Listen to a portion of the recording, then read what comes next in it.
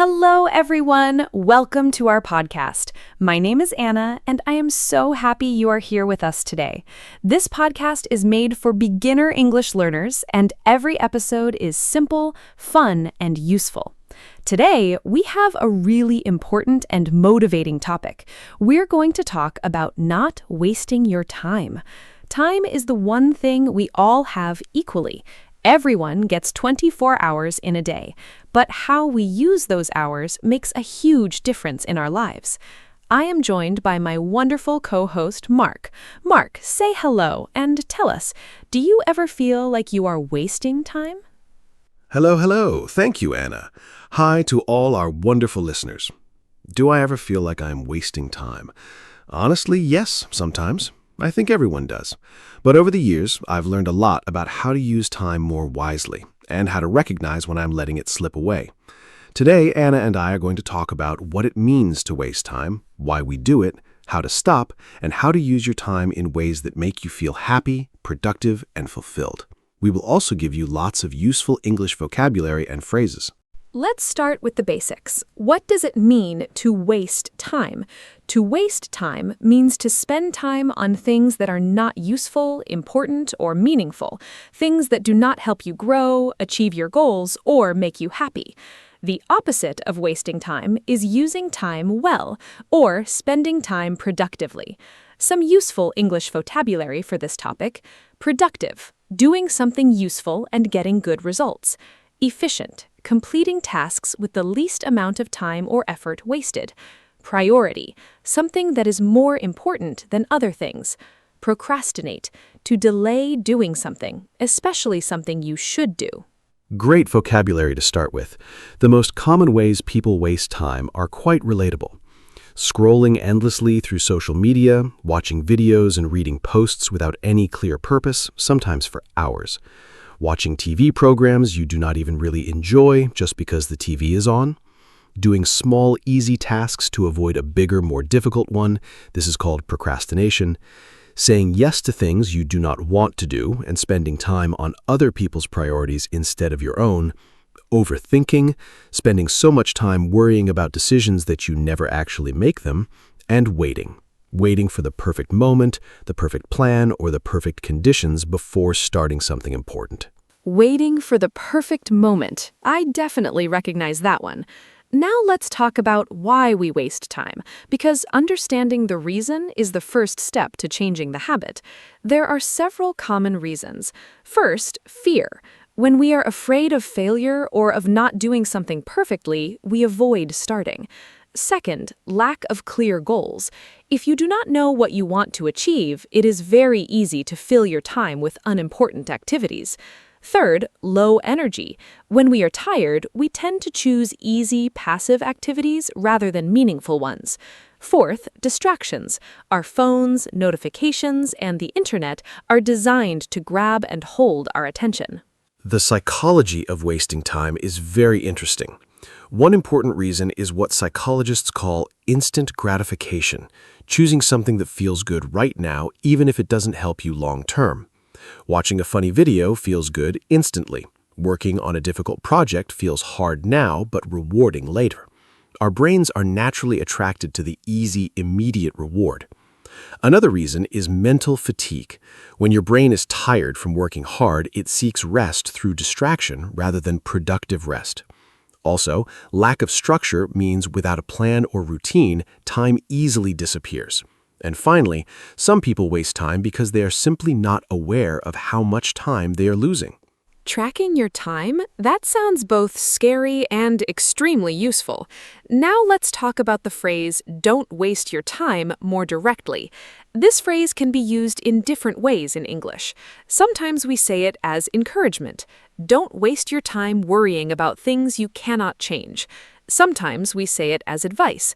Don't waste your time with people who do not appreciate you. And sometimes we say it to warn someone.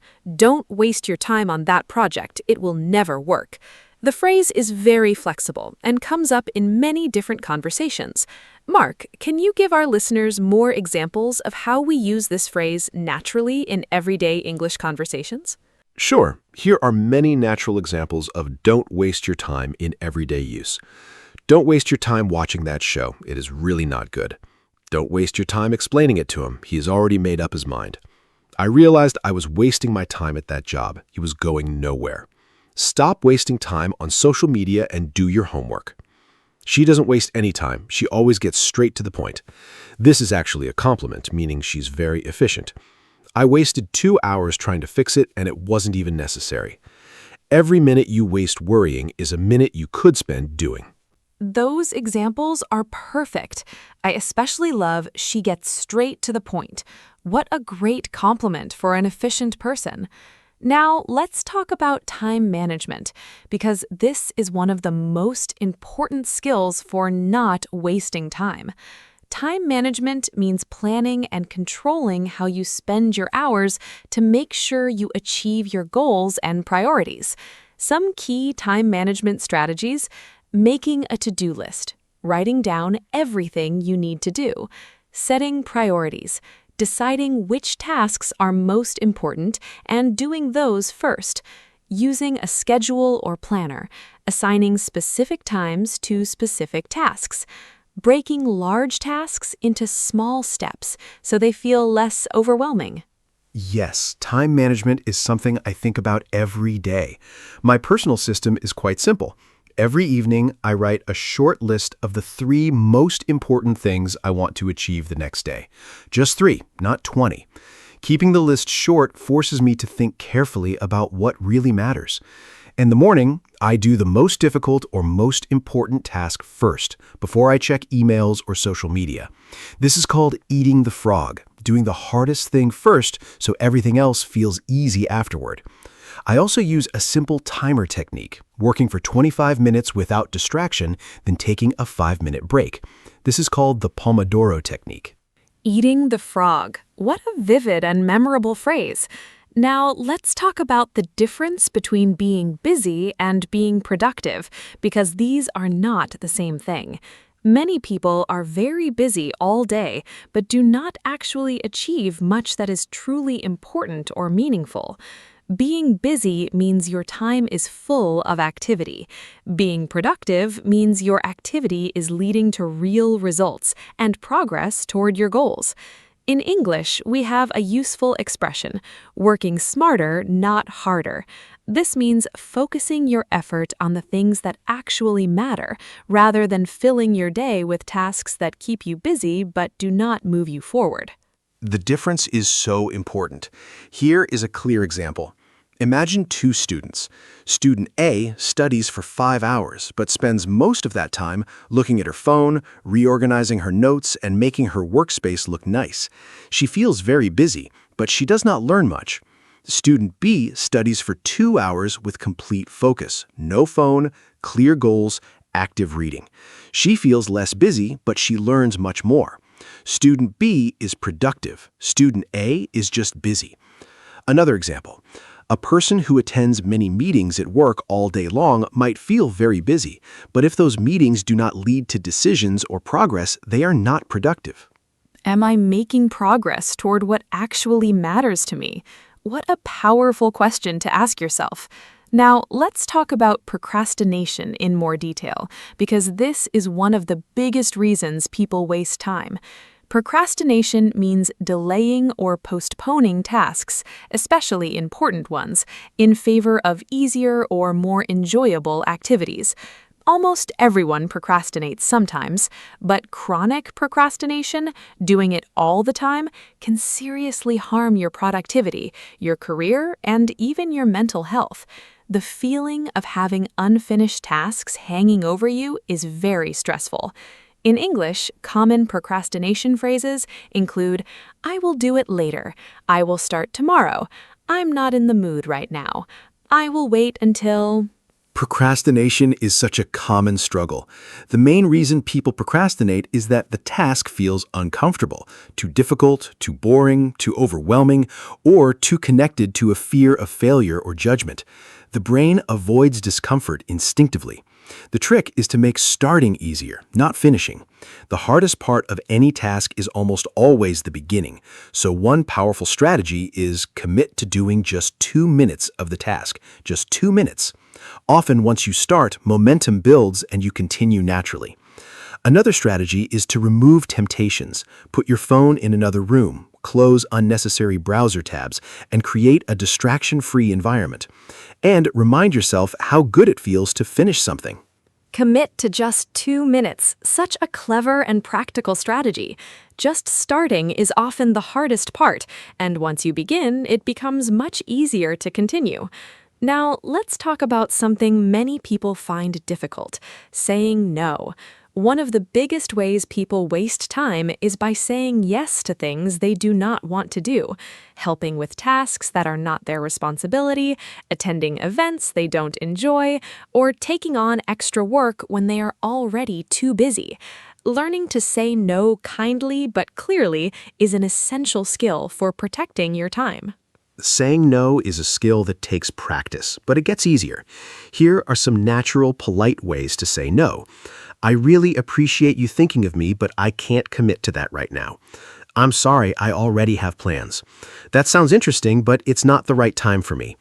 I need to protect my time at the moment. I'm going to have to pass on this one, but thank you. An important mindset shift is remembering that every time you say yes to something you don't want to do, you are saying no to something you do.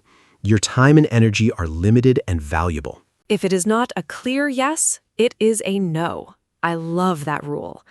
Now, let's talk about the role of habits in time management, because our daily habits have an enormous impact on how productively we use our time.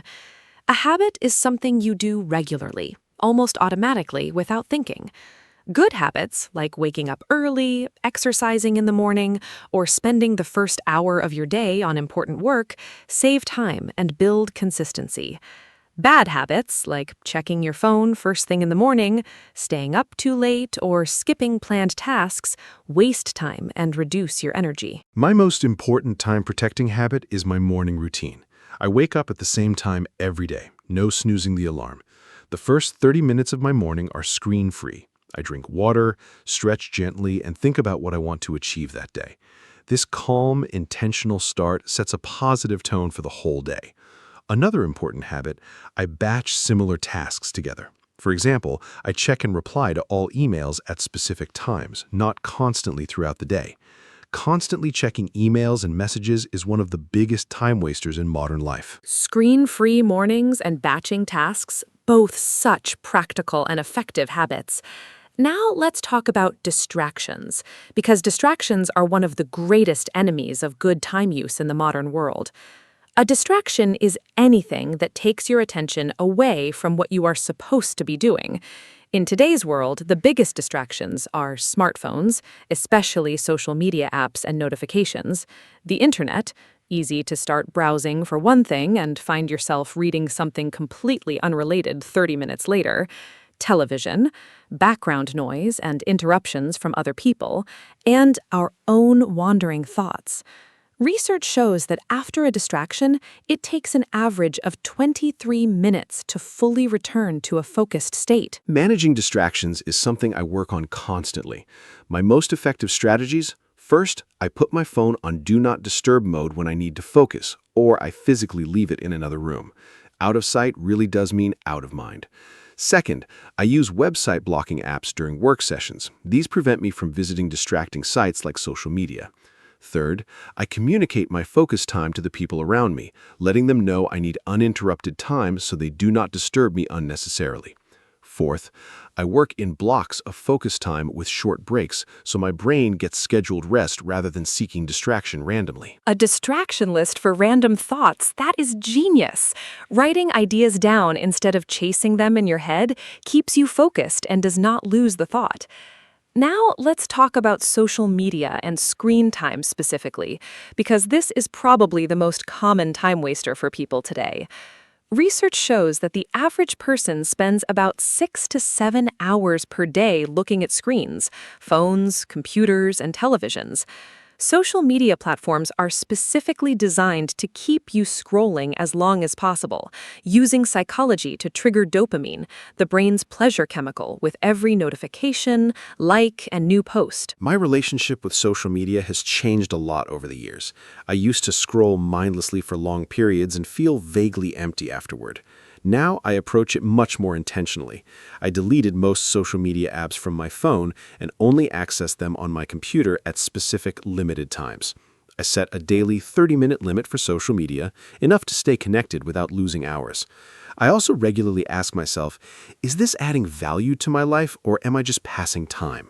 If the honest answer is the second one, I put the phone down. The feeling without the substance. That is such a powerful and honest description of mindless scrolling. Now let's talk about the value of rest and leisure, because not all non-productive time is wasted time. This is a really important distinction. Rest is necessary and healthy. Your brain and body need recovery time to function well.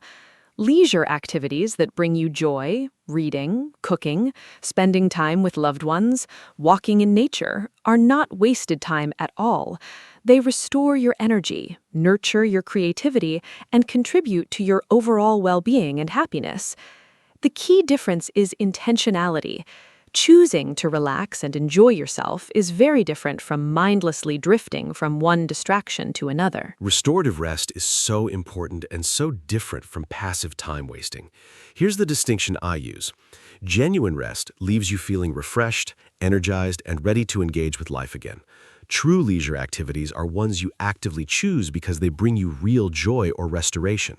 For me, restorative activities include sleeping 8 hours and taking short walks, reading books that genuinely interest me, cooking a new recipe, having meaningful conversations with friends, spending time in nature, and doing absolutely nothing, sitting quietly, thinking, watching the world. What does not restore me? Scrolling social media, watching TV I'm not truly enjoying, or staying in bed beyond what my body actually needs. After this activity, do I feel better or worse? The perfect test for genuine rest versus time wasting. Now let's talk about goals and time, because having clear goals is one of the most powerful motivators for using time well. When you know exactly what you want to achieve, it is much easier to make decisions about how to spend your time. A useful framework for setting goals is the SMART system. SMART stands for specific, clearly defined, not vague; measurable, you can track your progress; achievable, realistic, not impossible; relevant, connected to what truly matters to you; and time-bound, with a deadline. Clear goals are transformative for time management.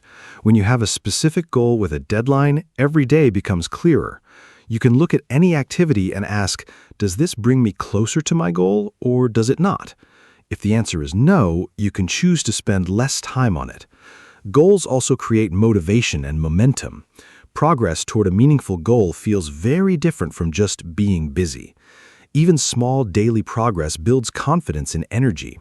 For language learners especially, having a clear goal like, I want to hold a 5-minute conversation in English by the end of this month is so much more motivating and actionable than just, I want to improve my Eng. Time as a tool for building the life you want. What a beautiful way to think about it. Now, let's do a fun quiz for our listeners. I will describe a situation, and Mark will say whether this person is wasting time or using their time well, and why. Ready? Situation 1. Maria has a big exam in 3 days.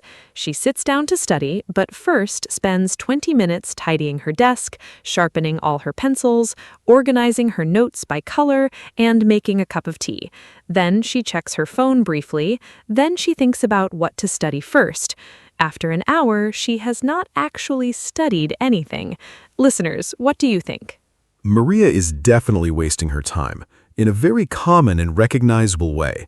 What Maria is doing is called productive procrastination, doing tasks that feel useful and organized, but are actually just ways of avoiding the real task, which is studying. Tidying her desk and color-coding her notes feel productive, but they are not the priority right now. The exam is the priority. This pattern is very common because our brains like to do easy, satisfying tasks to avoid the more difficult but more important one. The solution for Maria: set a timer for 25 minutes, open the textbook to the first topic and begin, even if she does not feel completely ready. Starting imperfectly is always better than waiting perfectly and never beginning. Perfect advice for Maria and for all of us. Now, situation 2 for our quiz. James finishes work at 6 in the evening. He comes home, changes his clothes, and goes for a 30-minute run. Then he cooks a simple dinner while listening to an English podcast.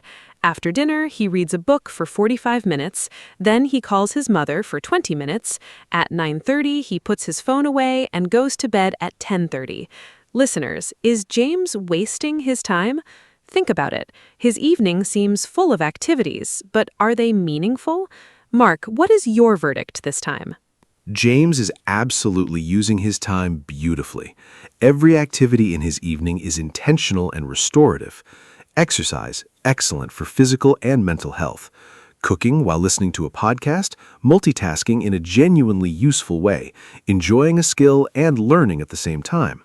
Reading, personal growth, and genuine relaxation. Calling his mother, maintaining an important relationship, and going to bed at a reasonable hour, protecting his sleep and energy for tomorrow. None of these activities is passive or mindless. James is choosing activities that serve his health, his learning, his relationships, and his well-being. This is the ideal evening, not because it is perfect, but because every choice is deliberate and meaningful. James is my new role model for evenings. Now let's talk about something that many people struggle with, the fear of missing out, or FOMO. FOMO is a common modern feeling, the anxiety that other people are doing exciting things and you're missing out by not being there or not being involved. FOMO often drives people to waste enormous amounts of time on social media, checking what others are doing, attending events they do not truly want to attend, or constantly looking at their phone. The solution to FOMO is sometimes called JOMO, the joy of missing out. This means finding genuine contentment and peace in your own choices, even when others are doing something different. FOMO is very real, and I have definitely experienced it.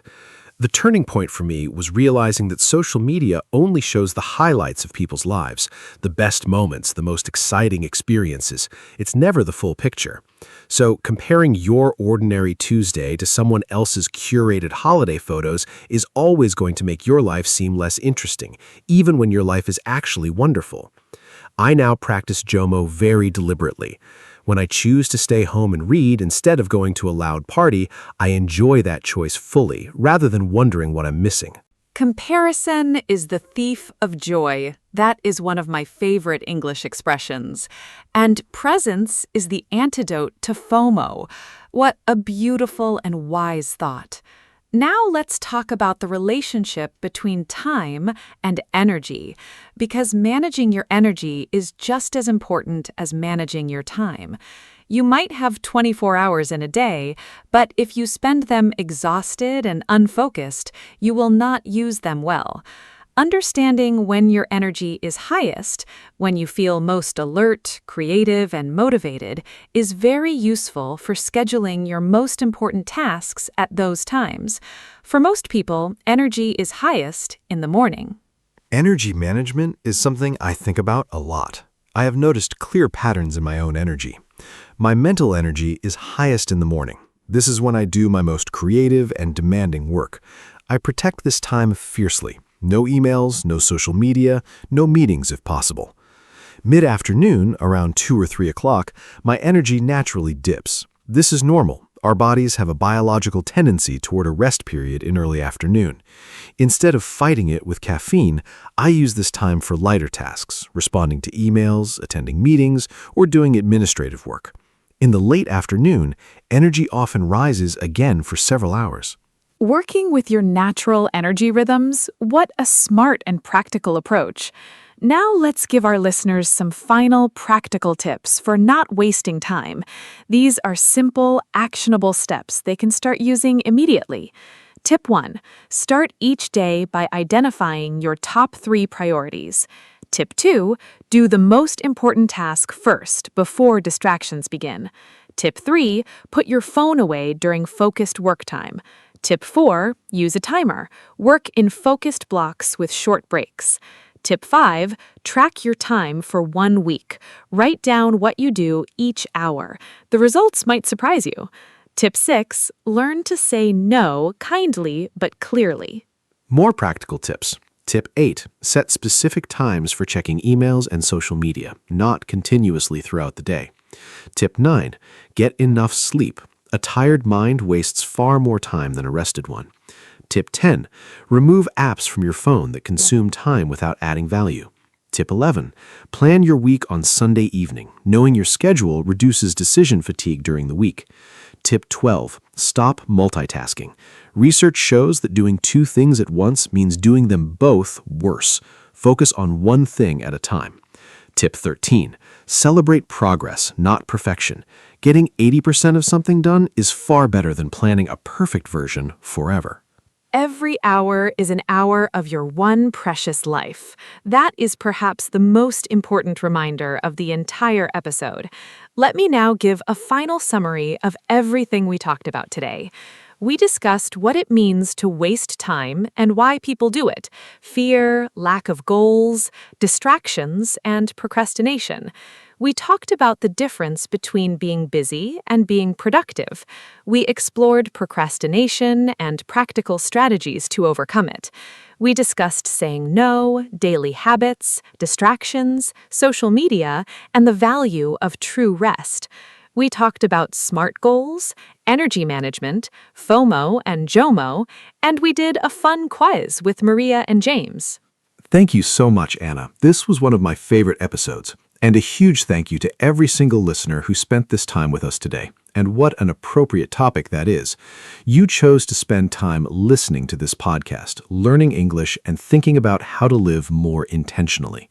That is already an excellent use of your time. Take today's ideas and try just one or two of them this week.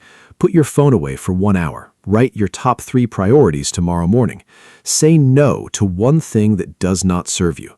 Small changes made consistently create enormous transformations over time. Hello, everyone. Welcome to our podcast. My name is Anna, and I am so happy you are here with us today. This podcast is made for beginner English learners, and every episode is simple, friendly, and very useful. Today, we have a really exciting and practical topic.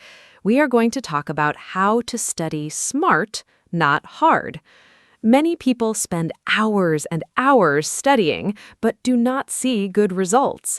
The problem is often not how much they study, but how they study. I am joined by my wonderful co-host, Mark. Mark, say hello and tell us, were you a smart studier when you were at school?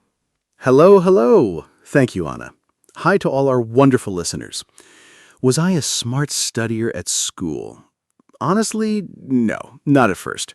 I used to sit at my desk for many hours, rereading the same pages over and over, and wondering why I could not remember anything. It was frustrating and exhausting. But over time, I discovered that there are much smarter and more effective ways to study.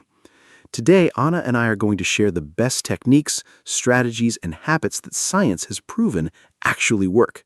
By the end of this episode, you will know exactly how to get better results in less time.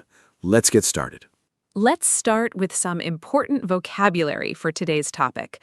To study smart means to use effective, efficient methods that produce the best results in the least amount of time. To study hard simply means to spend a lot of time and effort studying, often without a clear strategy. These are very different things.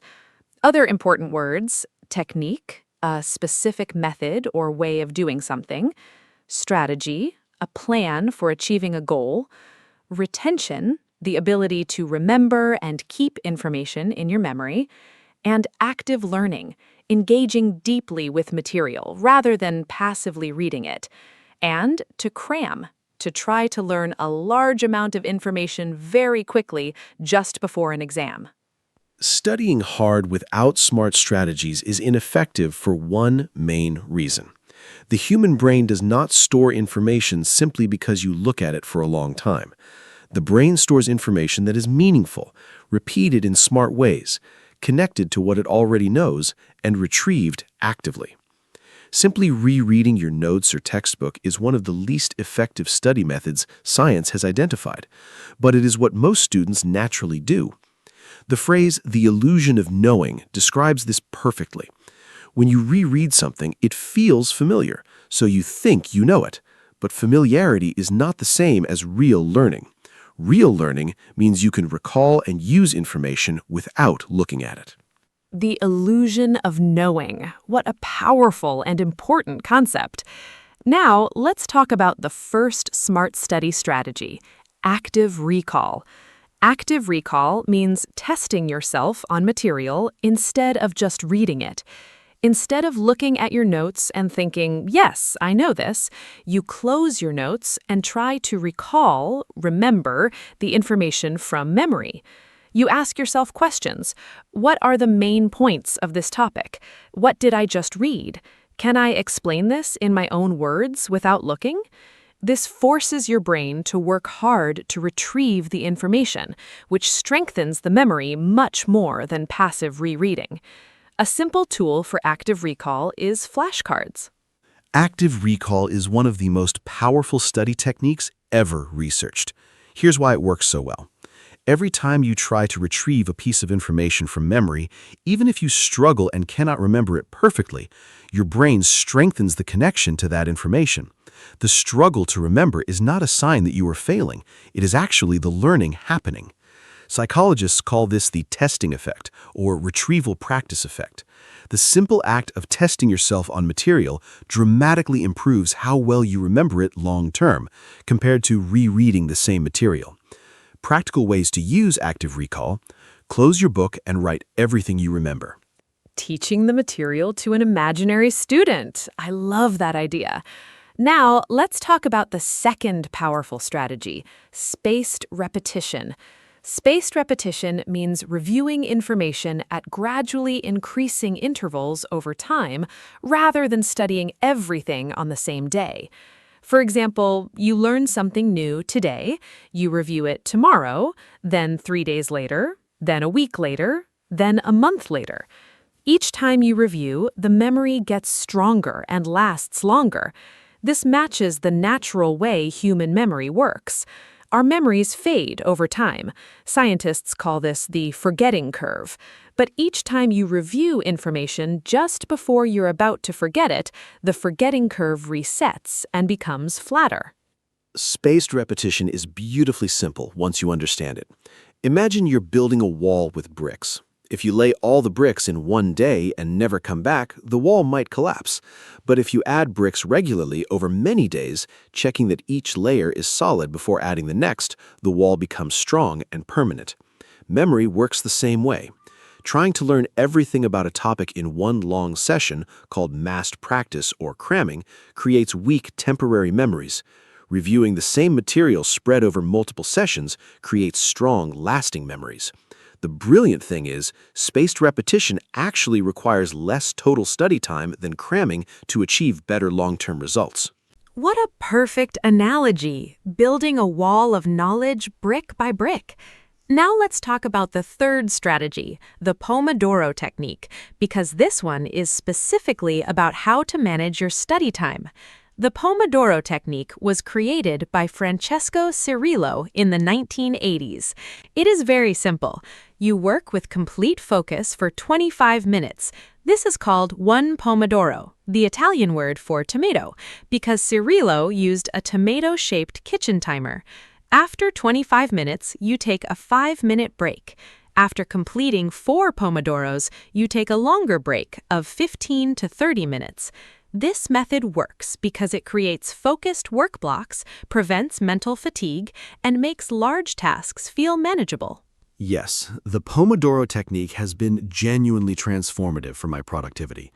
Before I discovered it, I would sit at my desk for 2 or 3 hours feeling increasingly tired, distracted, and unproductive. Now I work in focused 25-minute blocks, and the difference is remarkable. The fixed time limit creates a sense of urgency. You know you only have 25 minutes, so you focus immediately without procrastinating. The regular breaks prevent mental fatigue and keep your concentration fresh across a longer period.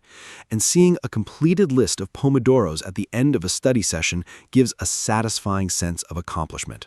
Even a struggling student can manage 25 minutes, and that is exactly how to start. Now let's talk about the fourth SMART strategy, interleaving. Interleaving means mixing different subjects or types of problems within a single study session, rather than studying one subject completely before moving to the next. For example, instead of spending 1 hour only on mathematics, you might do 20 minutes of mathematics, then 20 minutes of history, then 20 minutes of biology. This feels less comfortable than studying one subject at a time, but research shows it actually produces much better long-term learning. The slight difficulty and confusion you feel when switching between topics forces your brain to work harder and make connections. Interleaving works better because of something called desirable difficulty. When studying feels slightly hard and uncomfortable, your brain is actually working more deeply with the material. Studying one subject in one big block feels comfortable and efficient, but it creates an illusion of mastery. You were just warming up to the material. When you switch subjects, you have to start fresh, re-engage your brain, and actively recall what you were working on when you return. This active re-engagement is the real learning happening. Research studies comparing blocked practice, one subject at a time, with interleaved practice consistently find that interleaved learners perform significantly better on tests, even though they often feel less confident during studying. Desirable difficulty. What a wonderful concept. The slight discomfort is actually the learning. Now let's talk about the environment, because where and how you study has a significant impact on the quality and effectiveness of your studying. A good study environment has several key features. It is free from distractions, especially your phone and social media. It is comfortable, but not too comfortable. Studying in bed, for example, makes many people sleepy. It has good lighting. Natural light is best. It is quiet or has only non-distracting background sound, and it is associated in your mind with studying. If you always study at the same desk, your brain begins to automatically shift into. My ideal study environment has a few non-negotiables. First, my phone is in another room or on airplane mode, completely out of sight. Notifications are the #1 enemy of focused study. Research shows that even having your phone visible on your desk, even face down, reduces your cognitive capacity. Just seeing it makes you think about it. Second, I sit at a proper desk with good lighting, not on a sofa or in bed. Third, I use noise-canceling headphones, either with silence or instrumental music without lyrics. Lyrics are very distracting when reading or thinking. Fourth, I keep my desk clear of unnecessary objects. Clutter creates mental noise. A prepared environment is a productive environment. I love that. Now let's talk about something many students do wrong: highlighting and underlining. Many students use colored highlighters on their textbooks and feel very productive while doing it. The page looks neat and colorful, and it feels like studying. But research consistently shows that highlighting and underlining are among the least effective study techniques available. Why? Because they are passive. You are just marking text, not deeply engaging with it. And because students tend to highlight too much, which does not help them identify the most important information. Marking your textbook in yellow does not make your brain remember it better. Instead of highlighting, students should annotate and engage actively. Here is what effective reading looks like. As you read, ask yourself questions. Why is this important? How does this connect to what I already know? Can I think of an example? Write these thoughts in the margins. This is called annotation. Summarize each section in your own words in the margin or in a separate notebook. This forces active processing. Create a simple outline of the main points without looking at the text. And after finishing a section, close the book and try to write everything you remember. Then check what you missed. These active reading strategies produce dramatically better retention than any amount of highlighting. Annotation and summarizing in your own words, so much more powerful than highlighting. Now let's talk about the importance of sleep for learning, because many students make the serious mistake of staying up very late to study more, but this is counterproductive. During sleep, especially during the deep sleep and REM stages, your brain actively consolidates memories. It sorts, organizes, and strengthens everything you learned during the day, moving information from short-term to long-term memory. If you deprive yourself of sleep to study more, you are actually undermining the very process that makes your studying effective. The phrase sleep on it has real scientific meaning. Sleeping after learning significantly improves how well you remember. Sleep is possibly the single most important study tool that almost no student talks about. Here is what happens neurologically.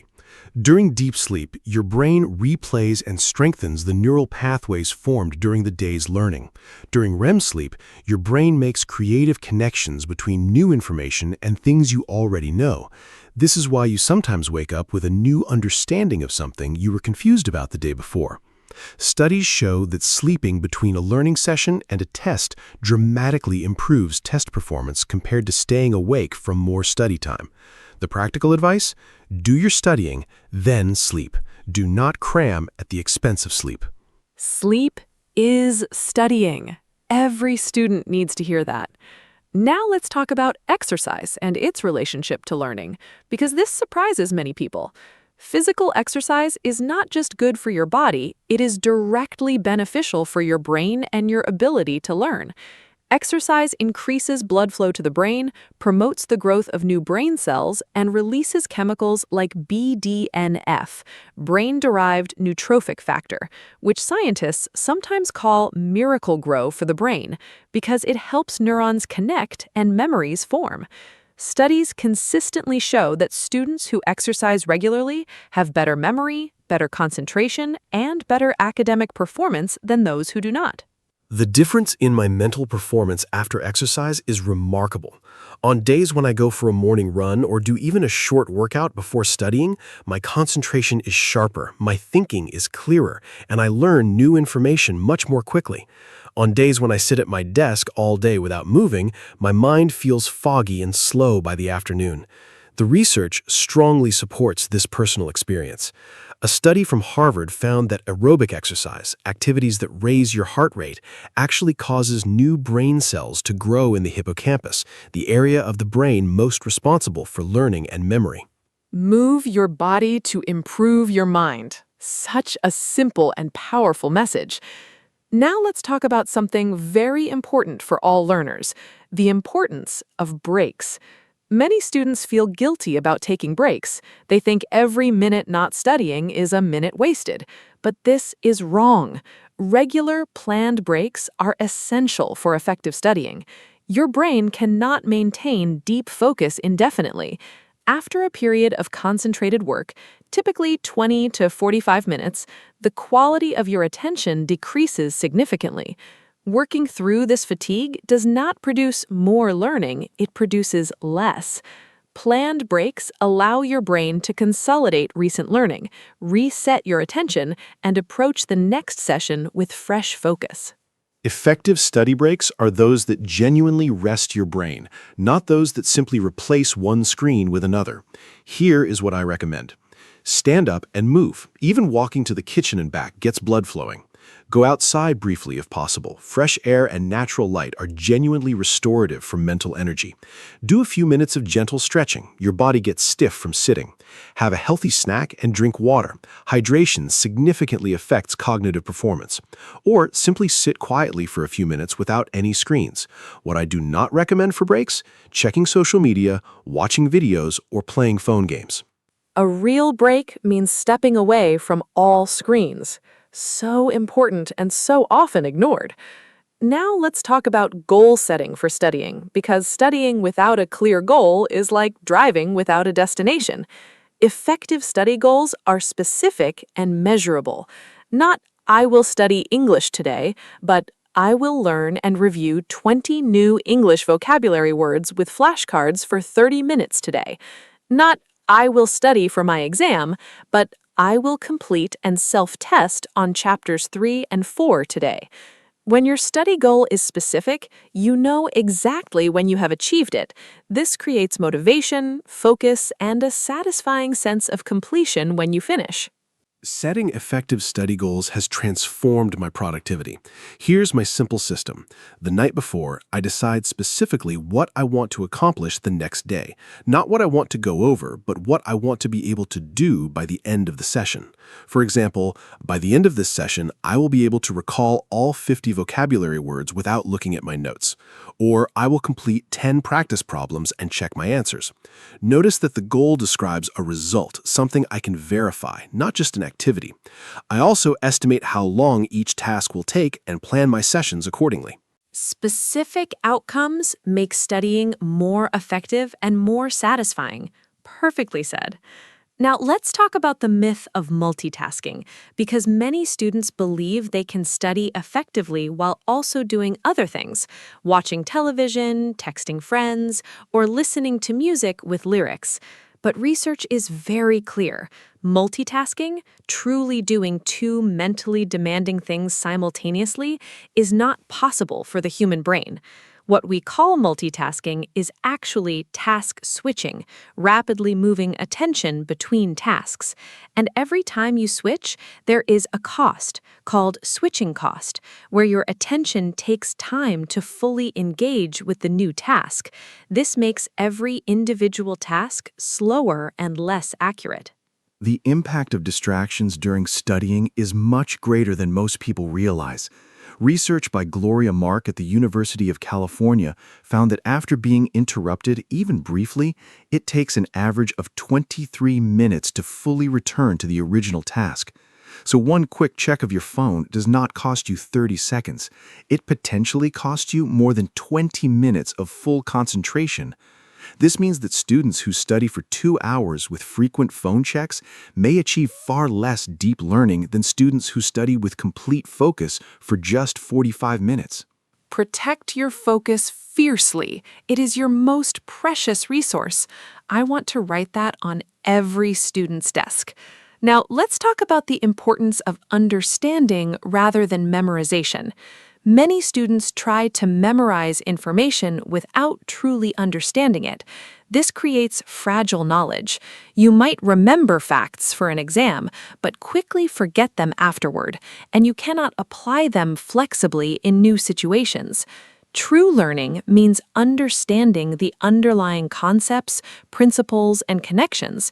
When you understand something deeply, you can remember it more easily, apply it in different contexts, and transfer it to new situations. In English, I understand why this works, not just that it works. I can explain this in my own words. Building understanding rather than memorizing is one of the most important learning principles. A powerful technique for this is called the Feynman technique, named after Nobel Prize-winning physicist Richard Feynman. It works in 4 steps. First, choose a concept you want to understand. Second, explain it as simply and clearly as possible, as if you were teaching a 10-year-old child. Use plain language, no jargon. Third, identify the gaps. Where did your explanation break down? Where did you struggle to explain clearly? Those are the areas you do not truly understand yet. Fourth, go back to your source material and fill those gaps, then repeat. Simplicity is the sign of true understanding. That is such a powerful principle. Now, let's do a quick quiz for our listeners. I will describe a student's study behavior, and Mark will say whether this student is studying smart and suggest a better approach if needed. Ready? Situation 1. Mia has an exam in 3 days. She opens her textbook and spends 2 hours reading all her notes from the beginning, using a yellow highlighter to mark sentences she thinks are important. She reads everything twice and feels confident she knows it well. Listeners, is Mia studying smart? Think about what we have discussed today. Mark, what is your verdict, and what should Mia do instead? Mia is unfortunately not studying smart. She is using 2 of the least effective study techniques, passive rereading and highlighting. Rereading creates the illusion of knowing. Because the material looks familiar, she feels confident, but this familiarity is not the same as real memory or understanding. And highlighting is passive. It does not make her brain work hard to remember anything. Here's what Mia should do instead. After one reading, she should close the book and write down everything she can remember. Active recall. She should use flashcards to test herself on key facts. She should spread her review over 3 days, one solid session today, a review tomorrow, and a final review. Perfect advice for Mia. Now let's look at situation 2. Daniel studies for 30 minutes with complete focus, no phone, no music, at his desk. He uses flashcards to test himself on vocabulary. After 30 minutes, he takes a 10-minute walk outside, then he returns and studies a different subject for 25 minutes using the Pomodoro technique. In the evening, he reviews his earlier flashcards briefly and goes to bed at 10:30 to ensure 8 hours of sleep. Listeners, is Daniel studying smart? What is he doing well?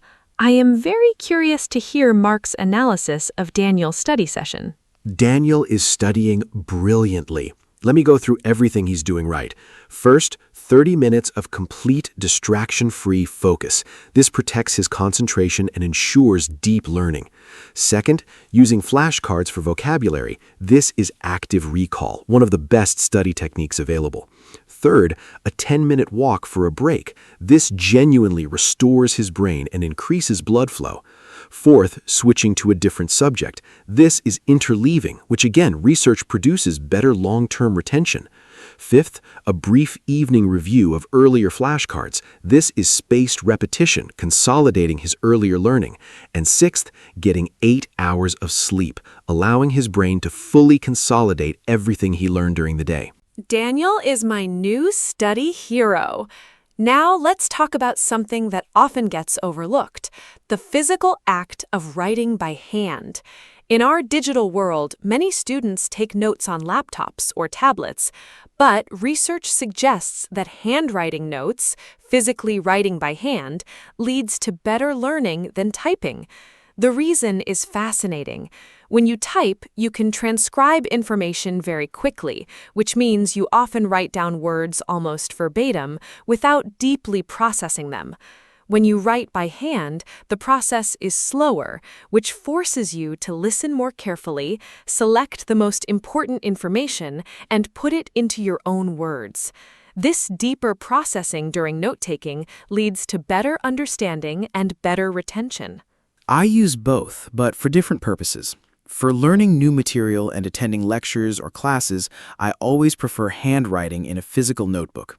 The slower pace forces me to process and summarize rather than transcribe. My handwritten notes are messier and shorter than typed notes, but they represent what I actually understood, not just what I heard. For organizing and reviewing information later, I sometimes transfer key points to a digital format, which is easier to search and reorganize. If you use a laptop for notes, a simple rule helps. Do not write full sentences. Force yourself to summarize in 4 or 5 words per point. This mimics the processing benefit of handwriting. Engage your brain, not just your fingers. Such a clear and practical principle. Now let's talk about learning in different ways, what is called multimodal learning. Our brains process and remember information much better when we encounter it in multiple different formats. Reading about a topic is one way, watching a video explanation is another, drawing a diagram is another, explaining it aloud to someone is another, creating a mind map is another. Each different format activates different parts of your brain and creates more connections to the new information, making it easier to remember and apply. For language learners especially, combining reading, listening, speaking, and writing creates much stronger learning than any single method alone. Multimodal learning is something I practice naturally now, though I did not always do it deliberately. When I'm learning something new, I try to encounter it in at least 3 different ways. First, I read about it from a textbook or article.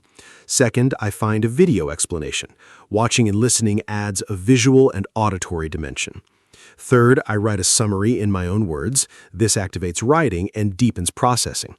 And sometimes I also draw a simple diagram or mind map connecting the key ideas visually.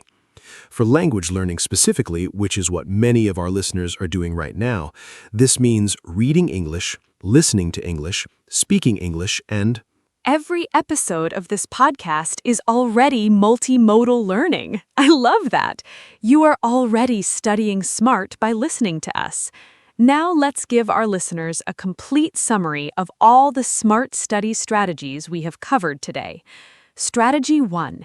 Use active recall. Test yourself instead of rereading. Strategy 2. Use spaced repetition. Review at increasing intervals over time. Strategy 3. Use the Pomodoro technique. 25 minutes focused, 5 minutes break. Strategy 4. Try interleaving. Mix different subjects in one session. Strategy 5. Create a distraction-free study environment. Strategy 6. Annotate and summarize instead of highlighting. Strategy 7. Protect your sleep. It is essential for memory consolidation. Continuing the strategy list, Strategy 9 sets specific, measurable study goals for each session. Strategy 10, eliminate all distractions, protect your focus fiercely. Strategy 11, build understanding, not just memorization. Use the Feynman technique. Strategy 12, use multimodal learning. Read, watch, write, speak. Strategy 13, take handwritten notes to deepen processing. Strategy 14, never cram. Distributed practice always beats massed practice. Strategy 15, do practice tests and questions, the best exam preparation available. And Strategy 16, teach what you have learned to someone else, or to yourself out loud. If you can explain it clearly and simply, you truly know it. 16 smart study strategies. What an incredible toolkit. I feel like going back to school just listening to this episode. Let me give a final summary of today. We talked about the difference between studying smart and studying hard. We covered active recall, spaced repetition, the Pomodoro technique, and interleaving. We discussed creating a good study environment, the failure of highlighting, and the power of annotation. We talked about sleep, exercise, breaks, goal setting, and the dangers of multitasking. We explored understanding over memorization using the Feynman technique, multimodal learning, and handwritten notes. We did a quiz about Mia and Daniel, and we gave 16 complete study strategies. Thank you so much, Anna. This was one of the most practically useful episodes we have ever made. And a huge thank you to every listener who joined us today. Remember, studying smart means using your time and energy in the most effective way possible so that you learn more, remember more, and enjoy the process more. Every single one of the strategies we shared today is backed by real scientific research. They work. Start with one small change. Maybe try active recall for just 15 minutes today instead of rereading your notes. Notice the difference. Then add another strategy next week. Small, consistent improvements compound into extraordinary results over time. Hello, everyone. Welcome to our podcast. My name is Anna, and I am so happy you are here with us today. This podcast is made for beginner English learners, and every episode is simple, fun, and useful. Today, we have a really wonderful topic. We are going to talk about books. Reading is one of the best things you can do, and talking about books is very common in English.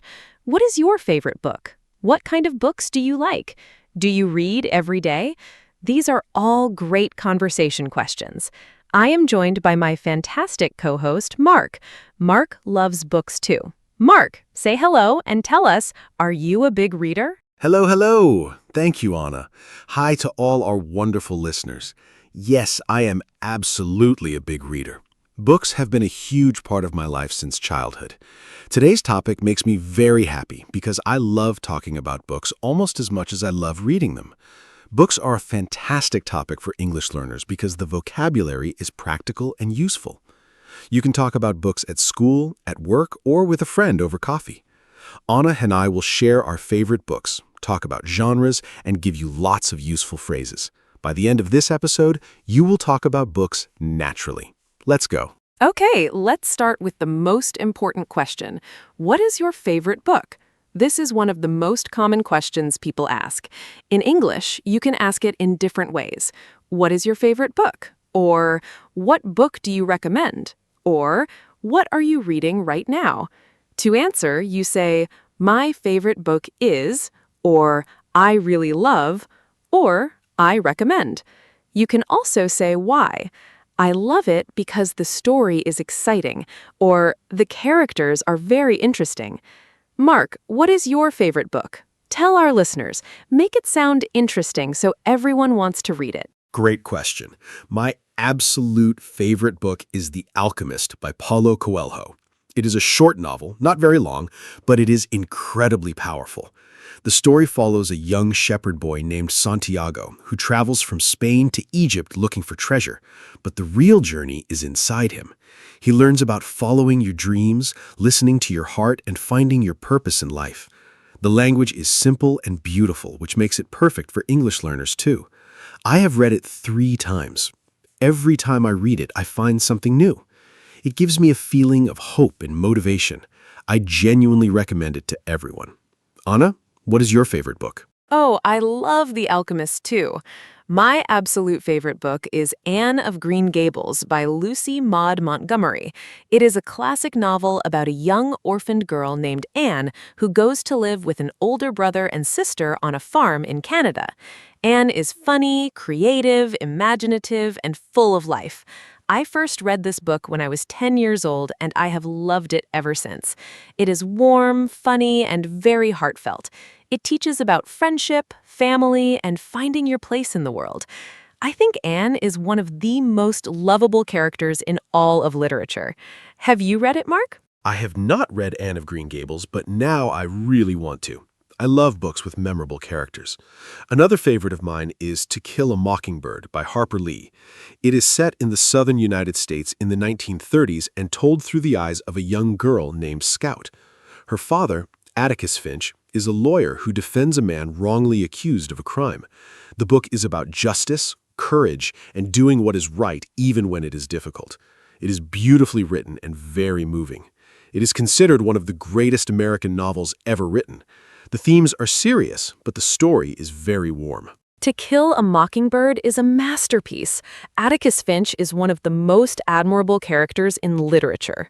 Now let's talk about different types of books, because there are many. Genres means categories. Fiction is a story that is not real. The author made it up. Nonfiction is writing about real events or real people. A novel is a long fiction story. A short story is a brief fiction story. A biography is the story of a real person's life written by someone else. An autobiography is written by the person themselves. A self-help book gives advice on improving your life. Mark, what types of books do you enjoy? I enjoy many different types. My favorite genre is literary fiction, serious, beautifully written fiction that explores deep themes about life. But I also love historical fiction, stories set in the past, mixing real events with invented characters. The Name of the Rose and Wolf Hall are incredible examples. I also enjoy nonfiction, especially books about science, philosophy, and history. And I love poetry. Short, beautiful language that captures a feeling in just a few words. Reading different types of books makes you a more well-rounded person. What about you, Anna? I love literary fiction too, but I also really enjoy mystery and detective novels. There is something so satisfying about following the clues and trying to solve the mystery before the detective does. My favorite mystery writer is Agatha Christie, a British author who wrote over 60 novels. Her most famous characters are Hercule Poirot, a brilliant detective, and Miss Marple, an elderly woman who solves crimes. Christie's writing is very clear and clever. I also love travel writing and memoirs, personal stories about someone's real experiences. They make me feel inspired and motivated to try new things. Mark, do you like mystery books? I enjoy mystery books, but I prefer something with more psychological depth. One genre I love is magical realism, when realistic stories have elements of magic treated as completely normal. Gabriel Garcia Marquez is the most famous example. His novel, 100 Years of Solitude, is one of the greatest novels ever written. It tells the story of a family over many generations, and magical things happen alongside ordinary life. It is dreamy, beautiful, and unlike anything else I have read. I also love science fiction, stories set in the future or in space. I grew up reading science fiction and it expanded my imagination greatly. Anna, do you like fantasy or science fiction? I enjoy some fantasy, but I am more of a realistic fiction reader. However, I absolutely love the Harry Potter series by J.K. Rowling. I know many people consider it children's literature, but these books have something magical for readers of all ages. The story of Harry's friendship with Ron and Hermione is beautiful. The themes of love, friendship, and courage are universal. I first read the books as a teenager, and they completely captured my imagination. I also love The Hobbit by J.R.R. Tolkien, a fantastic adventure about a small creature who goes on a great journey. Do you like Harry Potter, Mark? I absolutely love Harry Potter. I read all 7 books and each one got better. What I love most is how detailed the world is. Rowling created an entire universe with its own rules, history, and magic. The characters feel so real. The friendship between Harry, Ron, and Hermione is one of the most heartwarming things in literature. I also love The Lord of the Rings by Tolkien, a magnificent epic about friendship and the struggle between good and evil. Tolkien basically invented the modern fantasy genre. The world of Middle-earth feels completely real. Great fantasy novels are deeply human stories. Great fantasy novels are deeply human stories. So true. Now, let's learn vocabulary for describing a book. These words are very useful. A plot is the story, what happens. A character is a person in the story. The setting is the place and time. A theme is the main idea or message. A chapter is a section of the book. The author wrote the book. A narrator tells the story. A sequel is the next book in a series. Mark, can you give some example sentences using these words so our listeners can practice? Here are natural example sentences. The plot is very exciting. Something surprising happens in each chapter. My favorite character is the main hero. He's brave, kind, and funny. The setting is Paris in the 1920s. The main theme is about finding courage when life is difficult. I finished the last chapter at midnight. I could not put it down. The author writes in a very clear style, which makes the book easy to enjoy. The narrator is a child, which gives a fresh perspective. I loved this book so much, I immediately bought the sequel. Try using these words in your own sentences. Those example sentences are wonderful. Now let's talk about recommending a book. Some great phrases. You should read this book. It is amazing. I really recommend it. I could not stop reading. This book changed my life. I could not put it down.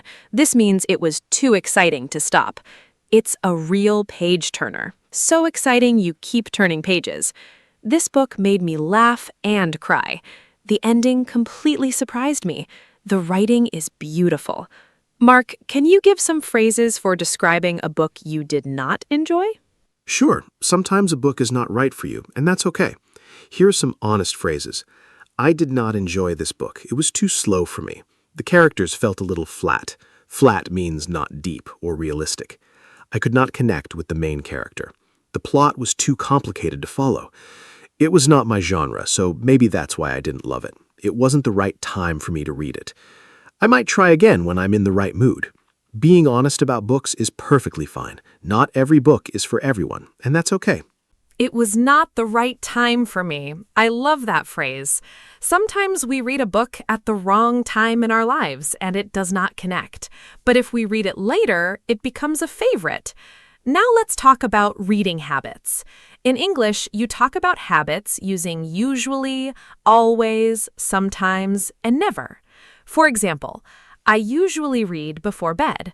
I always have a book in my bag. I sometimes read on the bus. I never read when I am very tired. Mark, tell our listeners about your reading habits. When and where do you like to read? I try to read every day, even for 20 minutes. Reading before bed is my favorite habit. It helps me relax and fall asleep. My favorite place to read is in a comfortable armchair by the window with a cup of tea. I also love reading in a park when the weather is nice. I always have a book with me, on my phone as an e-book or a paperback in my bag. I read a mix of fiction and nonfiction throughout the year. I usually read about 20 books per year and track them in a little notebook. What about you, Anna? I read every night before bed, too. It helps my mind slow down after a busy day much better than looking at a phone. I love reading in cozy places, in bed with a warm blanket, or in a cafe on a rainy afternoon. I prefer physical books because I love turning the pages and the smell of a new book. There is a special word for the smell of old books. It is called bibliosmia. Is that not a wonderful word? Mark, do you prefer ebooks or physical books? Bibliosmia. I love that word. I enjoyed both formats. Physical books are special. You can write notes in the margins and they look beautiful on a bookshelf. But ebooks are incredibly convenient. I can carry 100 books on my phone and buy one instantly. I use ebooks for travel because physical books are heavy in a suitcase. I also listen to audiobooks when I am cooking or exercising. Audiobooks are books read aloud, fantastic for language learners because you hear correct pronunciation and natural English. Audiobooks are amazing for language learning. You pick up vocabulary and pronunciation just by listening. Now let's do a quiz. I will describe a famous book, and Mark will guess the title. Listeners, you can try to guess too. Ready? Here is the first one. This book is about a young boy who receives a letter saying he is accepted at a special school for magic.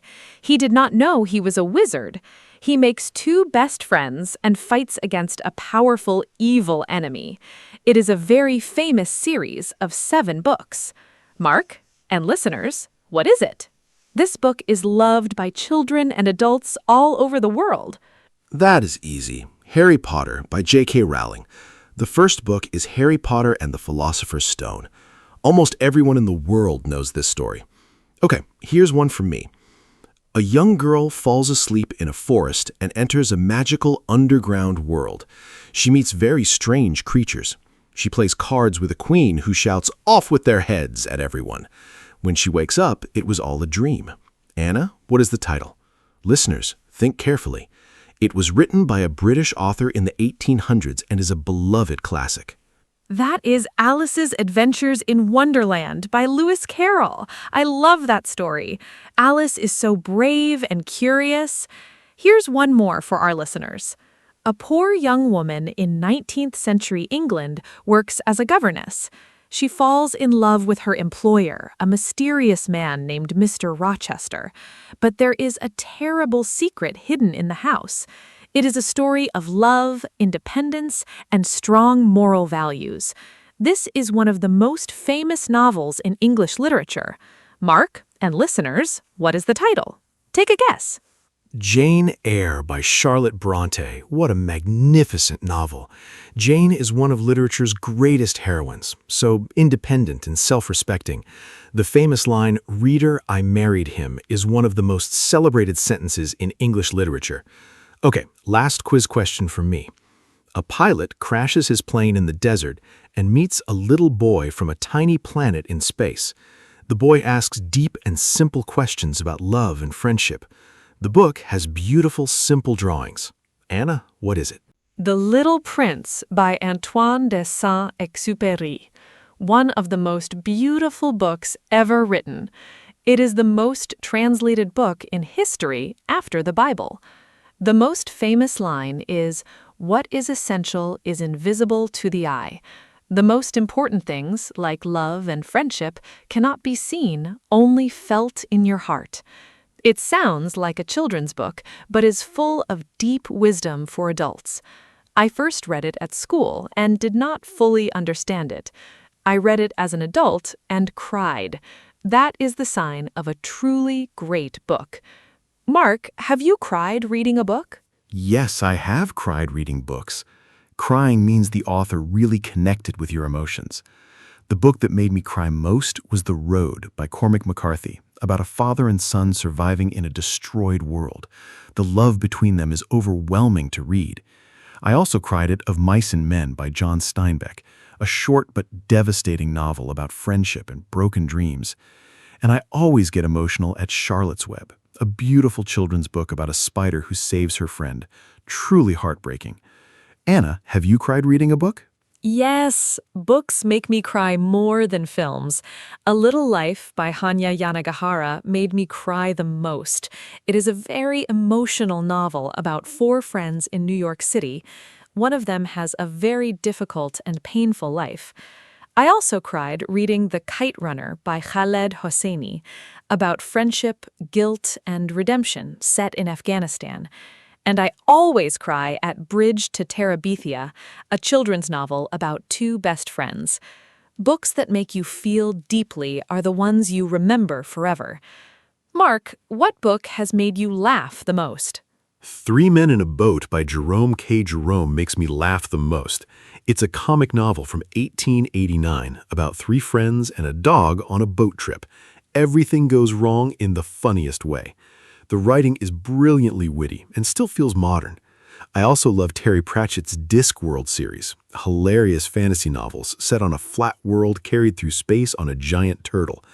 And The Hitchhiker's Guide to the Universe by Douglas Adams, a hilarious story about a man who accidentally travels across the universe. Incredibly funny. Now let's talk about children's books.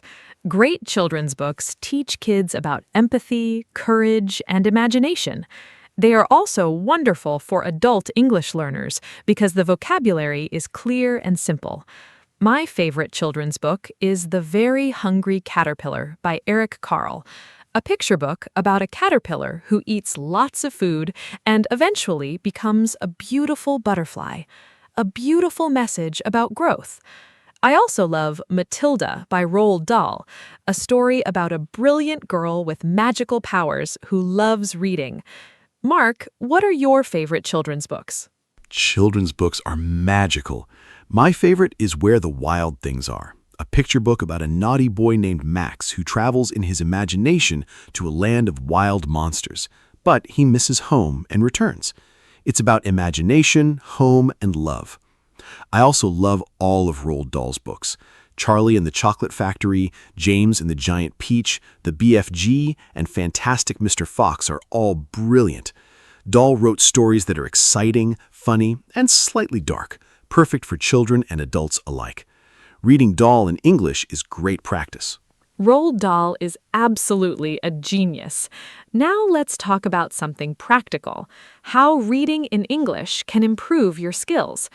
When you read in English, you see new vocabulary in real sentences.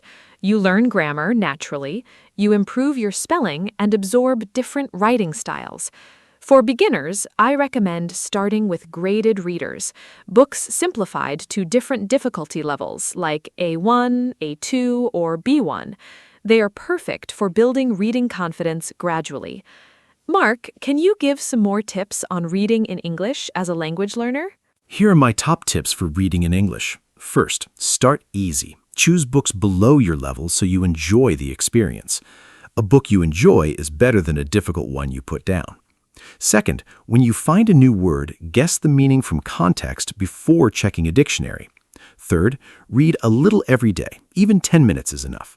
Fourth, keep a vocabulary notebook for interesting new words. Fifth, try reading a book you already know in your language. The familiar story helps your brain fill in gaps. Happy reading, everyone! Those are fantastic tips. Starting easy is so important. Many learners choose difficult books and feel discouraged. Now let's talk about more book genres. Romance, stories about love; thriller, exciting stories full of danger; horror, scary stories; science fiction, stories about the future or space; biography, the real-life story of a famous person; travel writing, books about journeys in different places; self-help, books with advice for improving your life. Mark, which genres do you read the most? I read mostly literary fiction and nonfiction. For nonfiction, I love books about history, science, and psychology. My favorites include Sapiens by Yuval Noah Harari, a fascinating history of humanity, and Thinking Fast and Slow by Daniel Kahneman, which explains how our brains work. I also love The Power of Now by Eckhart Tolle, about mindfulness. For fiction, I love beautiful language and interesting ideas. I prefer slower, more thoughtful books, but every genre has value. The most important thing is to find what you love and read it. Sapiens is incredible. I love nonfiction that feels like reading a great story. Now let's talk about famous authors English learners should know. William Shakespeare is the most famous writer in English. He wrote plays and poems in the 1500s and 1600s. Charles Dickens wrote wonderful novels about Victorian England like Oliver Twist. Jane Austen wrote beautiful novels about society and romance like Pride and Prejudice. Ernest Hemingway wrote short, powerful sentences about war and love. Mark, which author would you recommend to an English learner? I strongly recommend George Orwell to any English learner. Orwell is famous for Animal Farm and 1984. Animal Farm is about farm animals who take over their farm, but it is really about political power and how it can corrupt. It is short, easy to read, and very powerful. 1984 is about a future society where the government controls everything, including thoughts. Orwell's English is clear, precise, and beautiful. Reading Orwell will improve your writing and thinking. Start with Animal Farm. I highly recommend it. George Orwell is such an important author. Animal Farm is perfect for English learners, short, clear, and unforgettable. Now let's talk about book clubs, groups of people who read the same book and meet to discuss it. Useful phrases: I am in a book club. We meet once a month. This month we are reading. I really enjoyed this book. I disagreed with the main character. My favorite part was when... Book clubs are wonderful for sharing ideas and practicing English speaking skills. Mark, have you ever been in a book club? Yes, I was in a book club for 3 years and loved it. We had 8 people and met at someone's home every month. One person chose the book, then we all discussed it over dinner. It was wonderful. Everyone had different opinions about the same story. We read Gone Girl, Normal People, Pachinko, and many others. I learned so much about other people's perspectives and how to express opinions clearly. I would recommend a book club to anyone who loves reading. It makes reading a social and enjoyable activity. A book club sounds wonderful. Now let's practice phrases for talking about books. To recommend a book, you have to read this. This is one of the best books I have read. I think you would love this. The writing is beautiful. The story stays with you. To ask someone about a book, what is it about? Who is the main character? Is it part of a series? Is it easy to read? Did you enjoy it?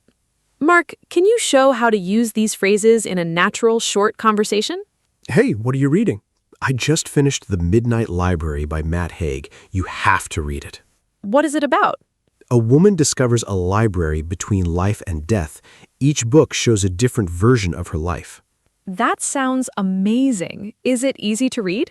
Yes, very. The writing is beautiful and the story stays with you. Is it part of a series? No, just one book. Is it available as an ebook? Yes, I think you will love it. It makes you think about your own choices. Very natural book conversation. That conversation is perfect. The Midnight Library is a wonderful recommendation. I love books that make you think about your own life. Now I want to talk about something very interesting: how books can change your life. A good book can teach you things, change how you see the world, help you understand other people, and even inspire you to make important changes. Have you ever read a book that genuinely changed your life, Mark? I think this is a beautiful question for our listeners to think about too. What book has changed how you see things or how you live? Man's Search for Meaning by Viktor Frankl completely changed my perspective on life. Viktor Frankl survived Nazi concentration camps and wrote about finding meaning even in terrible suffering. The book teaches that we cannot control everything that happens, but we can always choose how we respond. That idea changed how I handle difficulties. I also love Meditations by Marcus Aurelius, personal thoughts about discipline, kindness, and living a good life. Written nearly 2,000 years ago, but completely relevant today. Books can truly transform you. Now let's give our listeners some final tips. Tip 1, make reading a daily habit. Even 10 minutes is enough. Tip 2, choose books you genuinely enjoy. Tip 3, use a dictionary app, but try to guess the meaning first. Tip 4, talk about what you read. Tell a friend or write a short review. Talking about books helps you remember them. Tip 5, do not give up on a book too quickly. Sometimes a story needs a few chapters to become interesting. But if you truly dislike a book, it is okay to stop. Life is too short for bad books. Mark, any final tips? Great tips. Here are a few more. Tip 6. Reread a book you loved as a child. You will often discover a completely different meaning as an adult. Tip 7. Read books about places you want to visit. Tip 8. Follow authors online or read interviews. It adds a personal connection to their books. Tip 9. Visit a library or secondhand bookshop. Wonderful places full of treasure. Tip 10. Trust your own taste. Some love classics, some love modern fiction, some love graphic novels. All reading is valuable. The best book is the one you want to pick up. Happy reading! What a wonderful episode! I hope our listeners feel excited about reading after today. A final summary, we discussed favorite books and authors from The Alchemist to Shakespeare and Orwell. We talked about genres, fiction, mystery, fantasy, romance, and more. We learned book vocabulary, plot, character, setting, theme. We practiced phrases for recommending books. We did a fun quiz and talked about books that made us cry, laugh, and think. Thank you for listening. Books are windows to the world. Keep reading, keep learning, and keep growing. See you next time. Thank you so much, Anna, and a huge thank you to every listener today. Books are truly one of life's greatest gifts. They cost very little or nothing at a library, but they give you so much. New worlds, new ideas, and new understanding of yourself and others. If you are learning English, books are one of your most powerful tools. Start with something simple and enjoyable. Read a little every day and watch your English grow. Share your favorite books with a friend learning English. It is a wonderful conversation starter. Take great care of yourselves. Keep reading, and goodbye. Hello, everyone. Welcome to our podcast. My name is Anna, and I am so happy you are here with us today. This podcast is made for beginner English learners, and every episode is simple, friendly, and useful. Today, we have a very special and meaningful topic. We are going to talk about freedom. Freedom is one of the most important words in the English language. People talk about freedom every day, in politics, in daily life, in relationships, and in their personal goals and dreams. I am joined by my wonderful co-host, Mark. Mark, say hello and tell us, what does the word freedom mean to you? Hello, hello. Thank you, Anna. Hi to all our wonderful listeners. The word freedom means a great deal to me. At its most basic level, freedom means the ability to make your own choices without being controlled or stopped by others. But freedom is also much bigger than that. It is about opportunity, dignity, and the right to live your life in a way that feels true to who you are. Today, Anna and I are going to explore freedom from many different angles: personal freedom, freedom of speech, freedom of movement, and much more. We will also share lots of useful English vocabulary and phrases. Let's begin this important and inspiring conversation. Let's start with the basics. What does freedom actually mean? Freedom means the state of being free, being able to act, speak, or think without restriction. The adjective form is free. For example, she feels free to speak her mind. He is free to go wherever he wants. The opposite of freedom is restriction, control, or oppression. A person without freedom is controlled, limited, or imprisoned. In English, there are many related words. Liberty, which means almost the same as freedom, often used in formal or political contexts. Rights, the things you are legally allowed to do. Equality, when everyone has the same rights and opportunities. Great question. There are many important types of freedom that people talk about in everyday life and in society. Freedom of speech, the right to say what you think without punishment. Freedom of movement, the ability to travel and live where you choose. Freedom of religion, the right to practice any religion or no religion at all. Freedom of the press, the right of journalists to report the news without government control. Personal freedom, the right to live your private life as you choose. Economic freedom, the ability to work, earn money, and spend it as you wish. Those are all such important types of freedom. Now let's talk about personal freedom in everyday life, because this is something everyone experiences directly.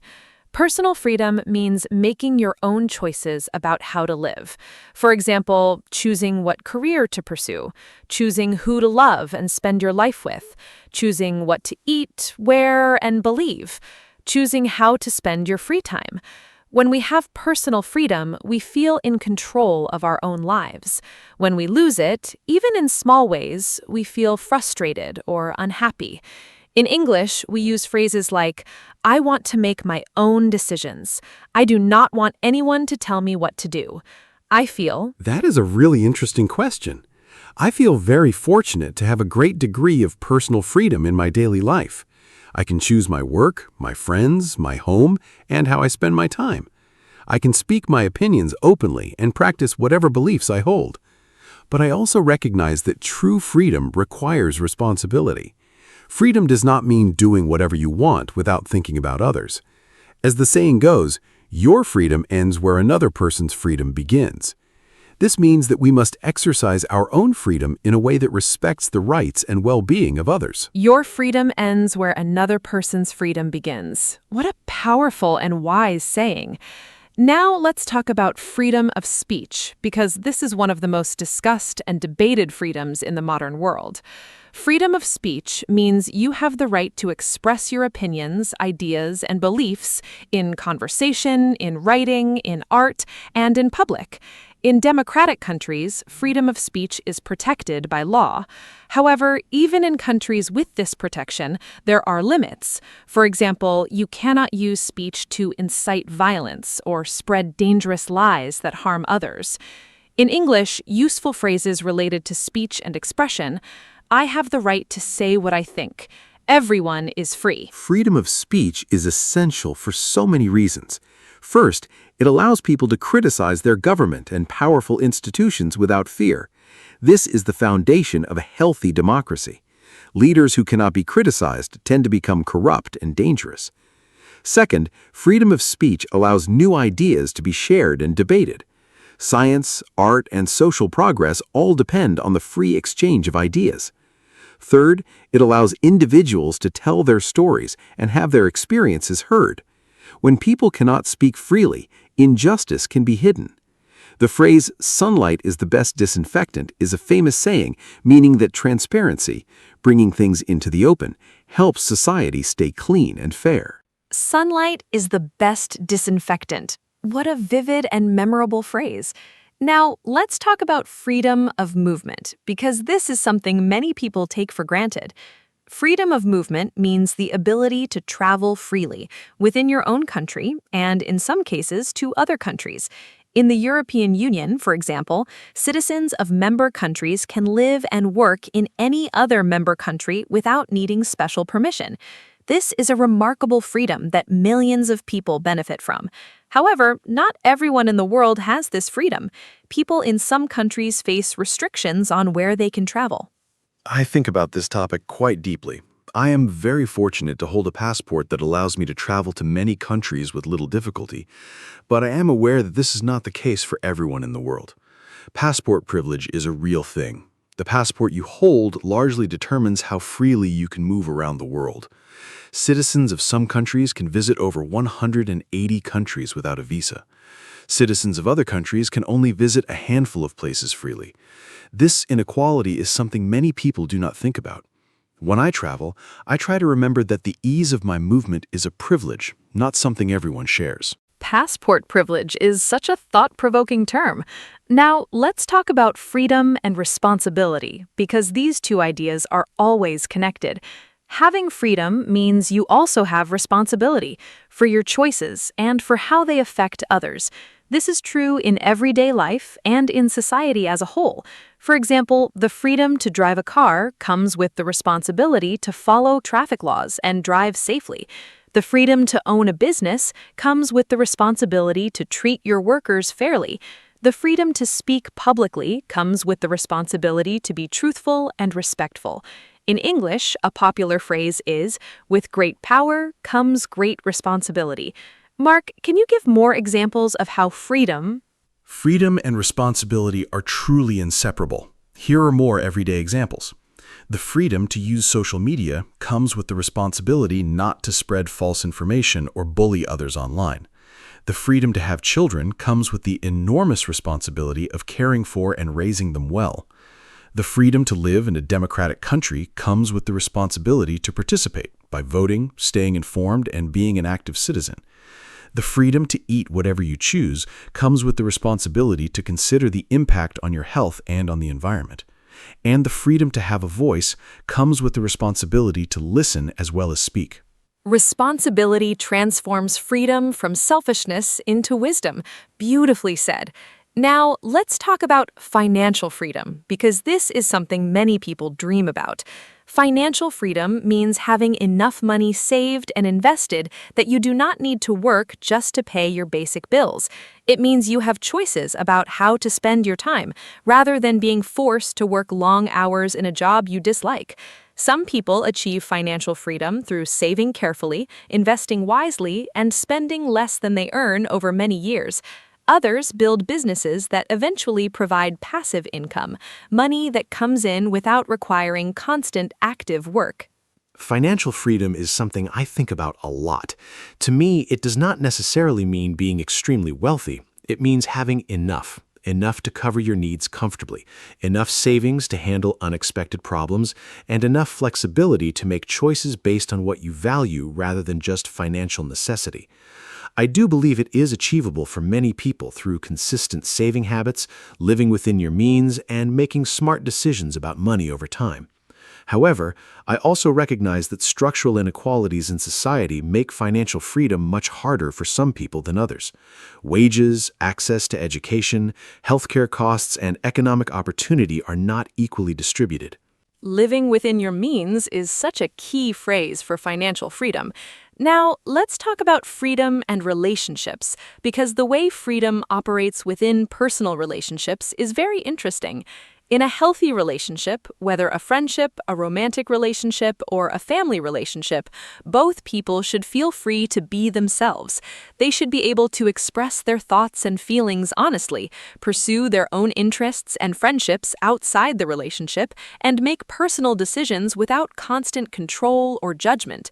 When one person in a relationship controls or restricts the other too much, it becomes unhealthy. In English, we use phrases like, "I feel free to be myself with you." A good relationship gives you space. Healthy freedom in a relationship is so important. I think it means mutual trust and respect, trusting your partner enough to give them space and respecting their individuality and independence. It means supporting each other's separate friendships, hobbies, and personal goals. It means being able to disagree, express different opinions, and even spend time apart without feeling threatened or jealous. The phrase "love sets you free" suggests that real love does not trap or restrict, it liberates. A partner who loves you genuinely wants you to grow, explore, and be your full self. Controlling behavior, checking someone's phone, limiting their friendships, or making all decisions for them is the opposite of love. Real love and real freedom go hand in hand. What a beautiful and true statement. Now let's talk about freedom and creativity. When we have the freedom to create, to write, paint, sing, dance, build, or imagine, we express our most genuine and unique selves. Creative freedom means making art or ideas without being told exactly what to think or produce. History shows us that some of the greatest works of art and literature were created in conditions of restriction, people finding creative freedom even in difficult circumstances. In English, we often say someone has creative freedom when they are given space to make their own artistic decisions. Creativity and freedom are deeply connected, though creativity is remarkably resilient. It finds expression even in the most restrictive conditions. Many great artists, writers, and musicians have created extraordinary work under censorship, poverty, or oppression. They found ways to communicate truth through metaphor, symbol, and hidden meaning. However, I believe creativity truly flourishes when people have genuine freedom. Freedom to explore ideas without fear, freedom to challenge conventions, freedom to fail and try again. When people feel free, they take creative risks, and creative risk-taking leads to real innovation and beauty. The phrase, "necessity is the mother of invention," suggests that even restriction can drive creativity, but I believe freedom is still the best environment for it. Freedom is the best environment for the human creative spirit to bloom. I love that image. Now let's talk about freedom and nature. Many people feel a profound sense of freedom when they are in nature, in the mountains, by the sea, in a forest, or in a wide open field. Being in nature removes the restrictions of daily life. No screens, no schedules, no demands. You can move freely, breathe fresh air, and feel connected to something larger than yourself. In English, we have beautiful phrases about this feeling.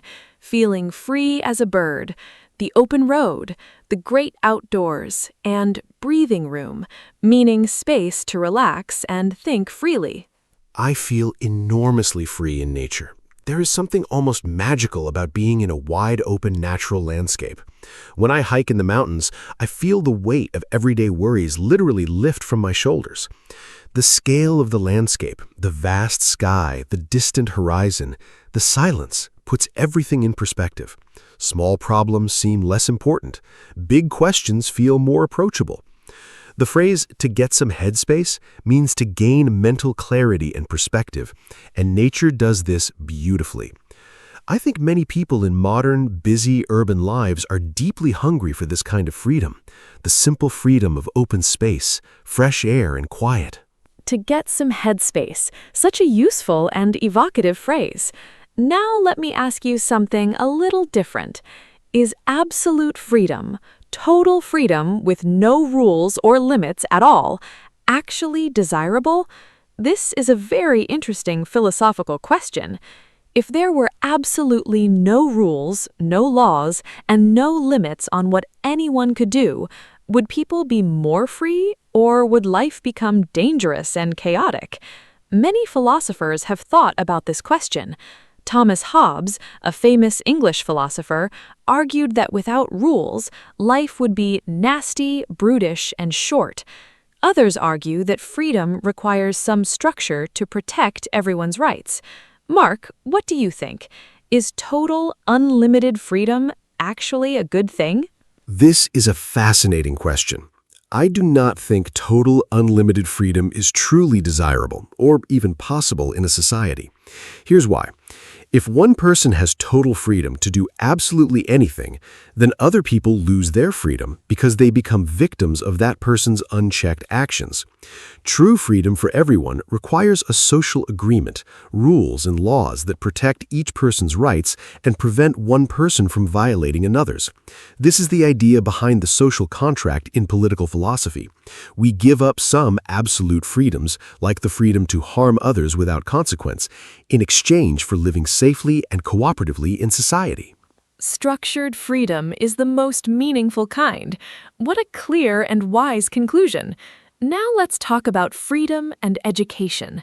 Education is one of the most powerful tools for creating genuine freedom.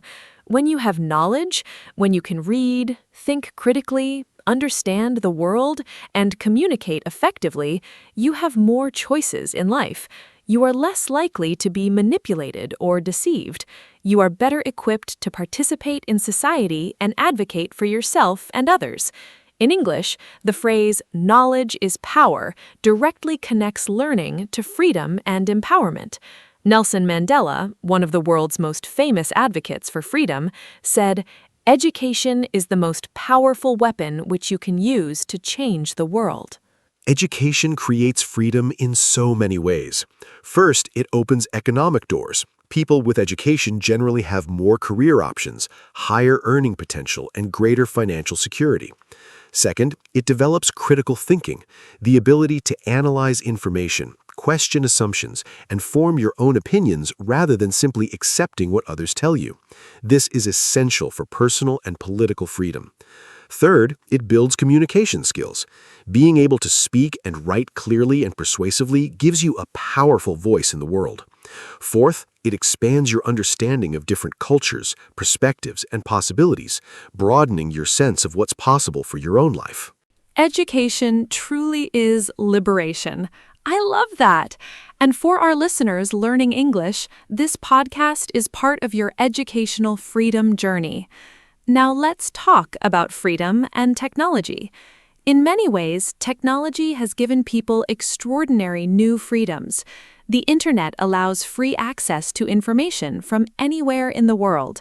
Social media gives ordinary people a global voice. Remote work allows people to work from any location. Online learning removes geographical barriers to education. Translation technology breaks down language barriers. These are remarkable freedoms that did not exist for most of human history. However, technology also brings new restrictions and risks.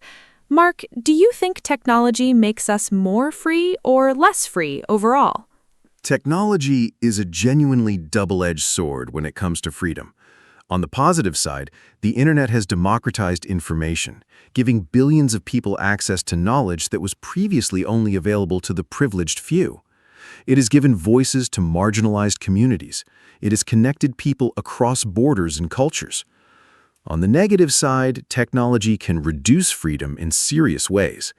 Governments can use technology for surveillance, tracking citizens' movements and communications. Social media algorithms can create information bubbles, limiting the range of ideas people are exposed to. And constant connectivity can create a sense of never being truly free from work, news, or social obligations. Technology amplifies both freedom and restriction. Such an insightful and balanced observation. Now, let's talk about some important people in history who fought for freedom. The world has been shaped by remarkable individuals who sacrificed enormously to expand freedom for others. Nelson Mandela spent 27 years in prison fighting against apartheid, the system of racial separation and inequality in South Africa. He became a global symbol of courage and the struggle for equality. Mahatma Gandhi led India's peaceful independence movement against British colonial rule. Rosa Parks refused to give up her seat on a bus in Alabama in 1955, becoming a symbol of the American civil rights movement. So many incredible people have fought for freedom throughout history. Harriet Tubman escaped slavery in the United States and then led many others to freedom through a secret network of safe houses called the Underground Railroad, one of the most courageous acts of resistance in American history. Malala Yousafzai, still young today, has fought for girls' right to education in Pakistan and around the world, surviving a serious attack for speaking out. Aung San Suu Kyi spent many years under house arrest in Myanmar for advocating democracy. Frederick Douglass escaped slavery and became one of the most powerful voices against it through his writing and speeches. What an inspiring list of extraordinary people. Freedom is not given, it must often be fought for. That sentence gives me goosebumps. Now let's talk about a very simple but meaningful question. What does freedom feel like in everyday life? Not the big political or philosophical kind, but the small, daily feeling of being free. The feeling when you finish work on a Friday evening and have a whole weekend ahead. The feeling when you finish an exam or a difficult project. The feeling when you step outside on a beautiful morning with nowhere specific to be. The feeling of being completely understood by a good friend. Oh, I love this question. The everyday moments of freedom are some of the most precious. My favorites, the feeling of finishing a challenging piece of work and closing my laptop, knowing the task is done and I am free. The moment I step off a plane in a new country and feel the air of a different place, pure freedom of possibility. Sunday morning with no schedule, drinking coffee slowly, reading a book with nowhere to be. A long walk with no destination, just walking where curiosity leads me. And the wonderful feeling of laughing deeply with close friends. Being so comfortable and accepted that you can be completely yourself. Being fully yourself with no pretense. That is such a profound definition of freedom. Now, let's talk about inner freedom, freedom of the mind and spirit. This is perhaps the deepest kind of freedom. You can be physically restricted in a difficult job, in a difficult place, in a difficult situation, and still have inner freedom. Inner freedom is the freedom to choose how you think, what you value, and how you respond to your circumstances. Viktor Frankl, an Austrian psychiatrist who survived Nazi concentration camps, wrote about this beautifully in his book, Man's Search for Meaning.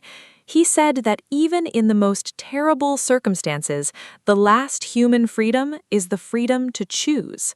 Viktor Frankl's idea of inner freedom is one of the most powerful and moving concepts I have ever encountered. He demonstrated that even in conditions of extreme suffering and total physical restriction, a person can maintain their dignity and their inner life. They can choose to find meaning, to maintain hope, to act with love and courage. This is an extraordinary and inspiring insight. Stoic philosophy, an ancient Greek and Roman tradition, also emphasizes inner freedom. The Stoics taught that we cannot always control external events, but we can always control our response to them. The phrase respond, do not react captures this idea. Respond, do not react. Such a powerful phrase for daily life. Now let's give our listeners some useful English expressions and idioms related to freedom. Free as a bird, completely free with no restrictions. Break free, to escape from something that was holding you back. Set someone free, to release someone from restriction. Give someone free rein, to allow them to do whatever they choose. Footloose and fancy-free, having no responsibilities or commitments, completely free. The world is your oyster. You have complete freedom and many opportunities in front of you. Cut loose, to become free from something, often to relax and have fun. More wonderful freedom expressions. Born free, a famous phrase from a song and film about a wild lion, meaning freedom is a natural state. Fly the nest, when young adults leave home and become independent for the first time. Spread your wings, to explore new opportunities and become more independent. No strings attached, complete freedom with no hidden conditions or obligations. The open road, a symbol of freedom and adventure, often used when talking about travel or new beginnings. Think outside the box, to be free in your thinking, not limited by conventional ideas. March to the beat of your own drum is one of my all-time favorite English expressions. It beautifully captures the idea of living authentically and independently. Now let's talk about the relationship between freedom and happiness. Research in psychology suggests that having choices, having freedom, does make people happier, to a point. But too many choices can actually cause anxiety and dissatisfaction. This is called the paradox of choice. Psychologist Barry Schwartz found that when people have too many options, they often feel less satisfied with their final choice because they wonder if a different choice would have been better. So freedom and happiness are connected, but the relationship is more complex than it first appears. The paradox of choice is a fascinating idea. I think freedom is essential for happiness, but you are right that unlimited choices do not automatically mean more happiness. The research suggests that a moderate amount of meaningful choice is most conducive to well-being, enough to feel autonomous and self-determining, but not so many options that you feel overwhelmed and paralyzed. I also think the kind of freedom matters enormously. Freedom to pursue meaningful relationships, creative work, and personal values tends to produce lasting happiness. Freedom to simply consume endlessly, choosing between hundreds of products or entertainment options, tends to produce only temporary satisfaction. Simple, bounded freedom exercised with intention. I am going to write that down. Now let's do a quick and fun quiz for our listeners. I will give a definition, and Mark will tell us the correct word or phrase. Listeners, try to answer before Mark speaks. First, this is the freedom to say what you think without punishment. What is the correct term in English? Think about it. We talked about this earlier in today's episode. It's one of the most fundamental freedoms in a democratic society, and it's protected by law in many countries around the world. Can you remember the term? The answer is freedom of speech. The complete phrase is freedom of speech, the right to express your opinions, ideas, and beliefs without fear of punishment. Well done to all our listeners who got it right. Let me give the next quiz question. This is the phrase we use to describe a person who has no commitments or responsibilities and is completely free. Think about it carefully. It's a fun, informal English idiom. We mentioned it earlier in the episode when we talked about freedom expressions and idioms. It has 4 words. The phrase describes someone who is free to go anywhere and do whatever they choose. It sounds a little old-fashioned, but is still used today. The answer is footloose and fancy-free. A person who is footloose and fancy-free has no ties, no responsibilities, and is completely free to do whatever they wish. A truly free spirit. Now here is my final quiz question for our listeners. This is the name for the type of freedom that Viktor Frankl wrote about, the freedom that exists even in very difficult circumstances, inside a person's own heart and mind. It's a 2-word phrase, and we discussed it in today's episode. Even when people are physically restricted or in a very hard situation, they can still have this type of freedom. Think about your answer. The answer is inner freedom. Viktor Frankl wrote about inner freedom, the freedom to choose your attitude, your values, and your response to any situation, no matter how difficult. Even when external circumstances are beyond our control, inner freedom remains available to everyone. This idea is profoundly hopeful and empowering. It means that true freedom is never completely taken from a person. Something essential always remains. 3 for 3 on the quiz. I hope our listeners enjoyed testing their knowledge. This topic is so rich and so important. Freedom is not just a political concept, it's something every person experiences, thinks about, and seeks in their own life every single day. What a rich, deep, and inspiring episode this has been. I feel genuinely moved by everything we discussed today. Let me give a final summary. We talked about the many types of freedom. Freedom of speech, movement, religion, and personal freedom. We discussed freedom and responsibility, financial freedom, and freedom in relationships. We explored creative freedom, the feeling of freedom in nature, and the philosophical question of absolute freedom. We talked about education as a path to freedom, technology and freedom, and great historical freedom fighters. We shared beautiful idioms and expressions about freedom, and we explored inner freedom, perhaps the most profound kind of all. Freedom is one of the most beautiful and important human values. Thank you so much, Anna. This was one of the most meaningful and thought-provoking episodes we have ever made together. And a huge thank you to every single listener who spent this special time with us. Freedom is not something to take for granted. It is precious, complex, and worth thinking about deeply. Whether your freedom is political, personal, financial, creative, or inner, it matters. Use today's English vocabulary and phrases in your real conversations. Talk about what freedom means to you. Ask a friend what makes them feel free. Discuss the freedoms you value most. Language and freedom are connected. Every word you learn in English gives you more freedom to understand and engage. Hello, everyone. Welcome to our podcast. My name is Anna, and I am so glad you are here with us today. This podcast is made for beginner English learners, and every episode is simple, warm, and useful. Today, we have a very important and meaningful topic. We are going to talk about how to stay positive during hard times. Life is not always easy. Everyone goes through difficult periods, problems at work, health challenges, financial worries, or personal losses. Knowing how to stay positive during these moments is one of the most valuable skills you can have. I am joined by my wonderful co-host, Mark. Hello. Thank you, Anna. Hi to all our wonderful listeners. Yes, absolutely. Like everyone, I have been through difficult periods in my life. Times when things felt very heavy, and it was genuinely hard to find the energy or optimism to keep going. But looking back, I can honestly say that those hard times taught me the most, strengthened me the most, and ultimately led me to better places. Today, Anna and I are going to share practical strategies, useful English vocabulary, and honest, heartfelt advice about how to maintain a positive mindset when life is challenging. Whether you are going through something difficult right now or just want to be prepared, this episode is for you. Let's start with some important vocabulary. Hard times means a difficult period in your life, when things are not going well. You might also hear tough times, a rough patch, or a difficult period. These all mean the same thing. To stay positive means to keep a good attitude and hopeful mindset, even when circumstances are difficult. Resilience is a very important word. It means the ability to recover from difficulties and keep going.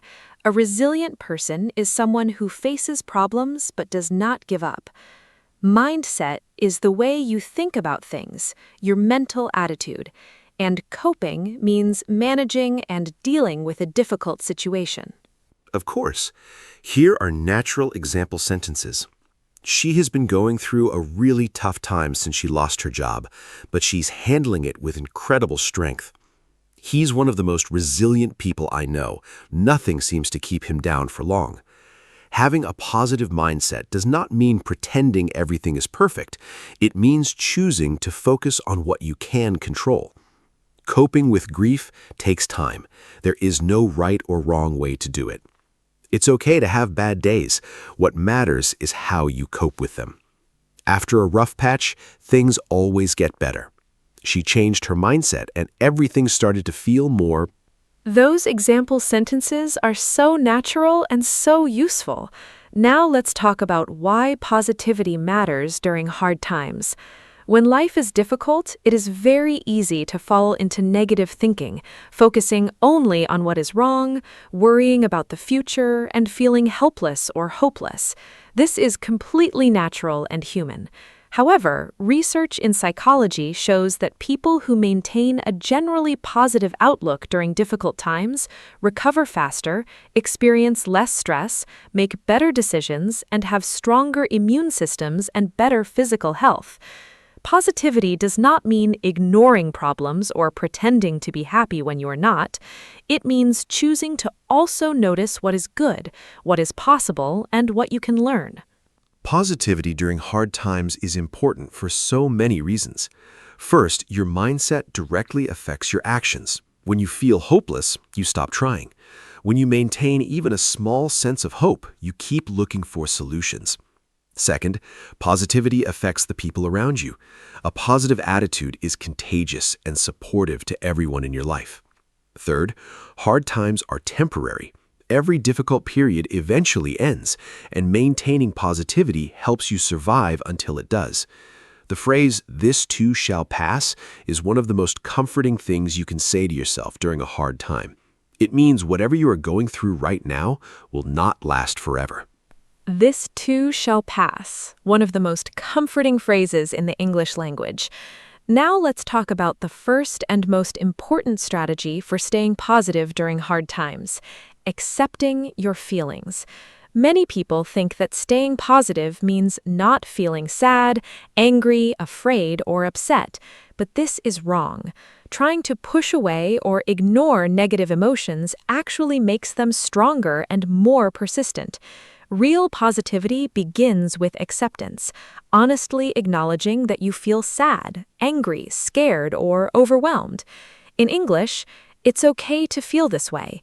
I'm allowed to feel sad right now. I'm going through something hard, and that's valid. Accepting how you feel without judgment is the foundation. Accepting feelings is absolutely the foundation. Psychologists call the unhealthy practice of pushing away emotions emotional suppression, and research shows it causes more stress, not less. When you say, "I shouldn't feel this way," or "I have no reason to be upset," you're fighting your own natural human response to a real situation. This wastes enormous mental energy. Instead, name your emotion. I feel anxious. I feel sad. I feel overwhelmed. Just naming it accurately brings immediate relief. This is called name it to tame it in psychology. Accepting a feeling doesn't mean staying in it forever. It means acknowledging it honestly so you can process it and move forward. Name it to tame it. What a wonderful and memorable phrase. Now, let's talk about the power of connection, reaching out to other people during hard times. One of the most powerful things you can do when life is difficult is to talk to someone you trust. Sharing your struggles with a good friend, family member, or counselor does not make you weak. It makes you wise and brave. In English, I needed to talk to someone. Talking about it really helped me feel better. She was there for me when I needed her most. I reached out to a friend, and it made a huge difference. Sharing the problem made it feel smaller. Connection has been absolutely essential during every difficult period of my life. When things feel dark and overwhelming, isolating yourself, pulling away from people, makes everything harder and heavier. Reaching out, even when it feels difficult, is always the right choice. Here are some natural phrases for asking for support. I am going through a hard time and could really use some company. Can we talk? I need to process some things. I just need someone to listen. I am not looking for advice, just support. Would you be free to chat this week? And phrases for offering support. I am here for you no matter what. You do not have to go through this alone. Human connection is medicine for the soul. Beautifully said. Now, let's talk about gratitude, because practicing gratitude during hard times is one of the most researched and most effective positivity strategies available. It might sound strange. How can you feel grateful when things are going badly? But gratitude during hard times does not mean being glad that bad things are happening. It means intentionally noticing what is still good, still present, and still working in your life, even when something else is very difficult. Research shows that writing down 3 things you are grateful for every day, even very small things, significantly increases happiness and reduces stress over time. Gratitude practice during hard times is something I return to again and again. When things are difficult, I force myself to notice even the tiniest good things. The warmth of a cup of tea, a kind text from a friend, sunlight through a window, the fact that I am breathing and alive. These small things can feel almost irrelevant next to a big problem, but noticing them reconnects you to the reality that life still contains beauty and goodness even in difficult moments. I write in a gratitude journal every evening, just 3 short lines. On hard days, I allow myself to write very simple things. I am grateful for my warm bed. I am grateful that today I had money for food. I am grateful that I had a friend who listened. Small gratitude is still powerful gratitude. I love that. Now, let's talk about the importance of routine during hard times, because when life feels out of control, having a simple daily routine creates a sense of structure, stability, and predictability that is genuinely comforting. When everything around you feels uncertain or painful, the small, familiar rituals of daily life become anchors. Making your bed in the morning, having your usual cup of coffee, going for a short walk at the same time each day, preparing a simple meal. These small acts of routine remind you that you still have agency, the power to act and choose, even when the bigger circumstances are out of your hands. Routine has saved me during hard times. When I went through a particularly difficult period a few years ago, everything felt chaotic and uncertain. The one thing that helped me most was maintaining my daily routine, even a very simple one. Waking up at the same time, making breakfast, going outside for 20 minutes. These small acts felt almost too simple to matter, but they mattered enormously. They told me that I was still here, still capable, still moving. A useful phrase for this is just keep putting one foot in front of the other. It means keep doing the next small thing even when the big picture feels overwhelming. You do not need to solve everything today. One foot in front of the other and one day at a time, 2 of the most comforting English phrases for hard times. Now let's talk about the importance of physical health and positivity, because how you treat your body during hard times directly affects how you feel mentally and emotionally. When life is difficult, many people either stop eating well, stop sleeping properly, or stop exercising, sometimes doing all three at once. But this is exactly the wrong response. Your body and your mind are deeply connected. When you are physically depleted, your emotional resilience drops significantly. Simple physical self-care acts become especially important during difficult times. Drinking enough water, eating regular nutritious meals, sleeping as much as possible. Physical habits were genuinely life-saving during hard times. Here's what I held on to. Sleep first. Even when my mind was racing and anxious, I prioritized lying down, resting, and giving my body recovery time. Poor sleep makes every problem feel 10 times worse. Walking outside, second. Even a 15-minute walk changed my emotional state significantly. Something about movement, fresh air, and natural light is incredibly healing for the anxious or sad mind. Eating something nourishing. Even when appetite is low, eating simple, real food keeps your energy and mood more stable. And reducing alcohol. People often drink more during hard times, but alcohol is a depressant and makes emotional lows much lower. Looking after yourself is radical during hard times. That is so true. Now let's talk about the power of perspective. Perspective means how you see and interpret a situation. The same event can look very different depending on how you look at it. During hard times, our perspective often narrows. We see only the problem, only the pain, only what is lost. But consciously shifting perspective, choosing to look at the situation from a different angle, can be genuinely transformative. Some useful questions for shifting perspective: will this matter in 5 years? What can I learn from this experience? How have I grown from difficult things in the past? Is there any positive that could... Perspective is one of the most powerful tools we have, and it genuinely takes practice. A technique I use is called zooming out, stepping back mentally from the immediate difficulty and seeing it in a bigger context. For example, if I lose a job, the immediate feeling is panic and failure. But zoomed out, many people have lost jobs and found better ones. This could open a new door. My worth is not my job. This is one chapter, not the whole story. Another technique is what psychologists call post-traumatic growth, the real phenomenon where people often discover new strengths, deeper relationships, and clearer values as a result of going through hard experiences. What does not kill you makes you stronger is such a famous English expression. Now let's talk about limiting the news and negative information during hard times. When you are already struggling emotionally, consuming large amounts of negative news, social media, or toxic conversations can make your mental state significantly worse. In English, we have the phrase garbage in, garbage out, meaning that the information you put into your mind affects what comes out. If you fill your mind with fear and negativity, you will feel fearful and negative. During hard times especially, it is important to be mindful of what information you allow into your mental space. Managing information input is so important during hard times. Here's what I do. First, I check the news once a day, not constantly throughout the day.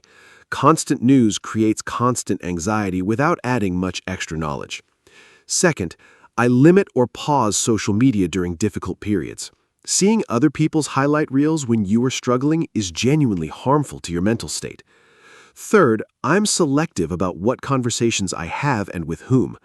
During hard times, I prioritize conversations with supportive, kind, and constructive people, and limit time with those who are negative or draining. Curating your information environment? What a smart and modern concept. Now let's talk about something very powerful: helping others. It might seem counterintuitive. When you are struggling yourself, why would you help others? But research consistently shows that acts of kindness and helping others during your own hard times is one of the most effective ways to boost your own well-being. When you focus on someone else's needs, even briefly, it shifts your perspective away from your own pain. It reminds you that you still have something to give. It creates a feeling of purpose and connection. In English, helping someone else helped me feel better too. Being useful to someone gave me a reason to get. Yes, very powerfully. During one of the most challenging periods of my life, I started volunteering at a local charity once a week. My own problems felt overwhelming, but for a few hours each week, I focused entirely on helping others in different but equally real situations. The effect was remarkable. When I left each week, my own problems felt slightly lighter, not because they had changed, but because my perspective had. I was reminded that pain is universal, that kindness matters, and that I was still capable and still useful. There's also a beautiful chemical explanation. Helping others triggers the release of serotonin and oxytocin, brain chemicals associated with happiness and connection. A small act of kindness is good for the giver as much as the receiver. So beautifully true. Now let's talk about professional help, because sometimes hard times are very serious and the strategies we have discussed on their own are not enough. There is absolutely no shame in seeking professional support during difficult times. Seeing a therapist, counselor, or psychologist is a sign of wisdom and courage, not weakness. Mental health is just as real and important as physical health. If you had a broken leg, you would see a doctor. Emotional pain deserves the same care and attention. Professional support is something I feel very strongly about. Therapy and counseling have helped millions of people navigate genuinely difficult life experiences: grief, trauma, anxiety, depression, relationship difficulties, and many more.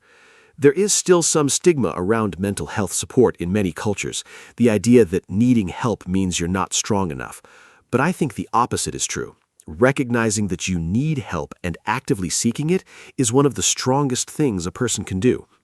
In English, we now commonly say, "I'm in therapy," the same way we might say, "I go to the gym," without embarrassment or apology. Mental health care is self-care.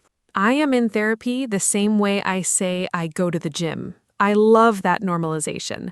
Now let's do a quiz for our listeners. I will describe someone going through a hard time and how they are coping, and Mark will say whether their approach is helpful or unhelpful and why. Ready? Here is the first situation. Lisa has just lost her job. She feels very sad and scared. She calls her best friend and says, "I need to talk. I am going through something hard." Her friend comes over and just listens for an hour. Lisa cries. She feels a little better afterward. Mark, is Lisa coping well with this situation? Lisa is coping really well. Let me explain what she is doing right. First, she acknowledged her feelings. She did not pretend to be fine or push her emotions away. She allowed herself to feel sad and scared, which is healthy. Second, she reached out for connection. She called a friend instead of isolating herself. This took courage. Third, she was specific about what she needed. She said, "I need to talk," which is clear and honest communication. Fourth, she allowed herself to cry. Emotional release is healthy and physically beneficial. And fifth, she noticed that she felt better afterward. She's paying attention to what helps her cope. Excellent analysis of Lisa's situation. Now let's look at the second quiz scenario. This one is quite different. James has been going through serious financial difficulties for several months now. Instead of talking to anyone about it, he stays at home completely alone every evening, watches negative news for hours, stops exercising sometimes, and drinks more alcohol than usual to cope. He tells himself he just needs to figure it all out on his own. He feels worse every single week. Mark, what exactly is James doing wrong, and what specific changes would you recommend for him to start feeling better? Poor James. He is making several common but harmful mistakes. First, isolating himself. Going through hard times alone makes everything heavier. He needs connection. Second, consuming negative news for hours. This amplifies anxiety without helping. He should limit news to once a day. Third, stopping exercise and skipping meals. Physically depleting himself is making his emotional state much worse. Fourth, drinking more alcohol. This is a depressant that will deepen his lows significantly. And fifth, the figure-it-out-alone mentality. Pride is stopping him from getting help he genuinely needs. My specific recommendations: call one trusted friend today, go for one walk outside, eat one proper meal, turn off the news. Perfect advice for James. Small steps in the right direction make a huge difference over time.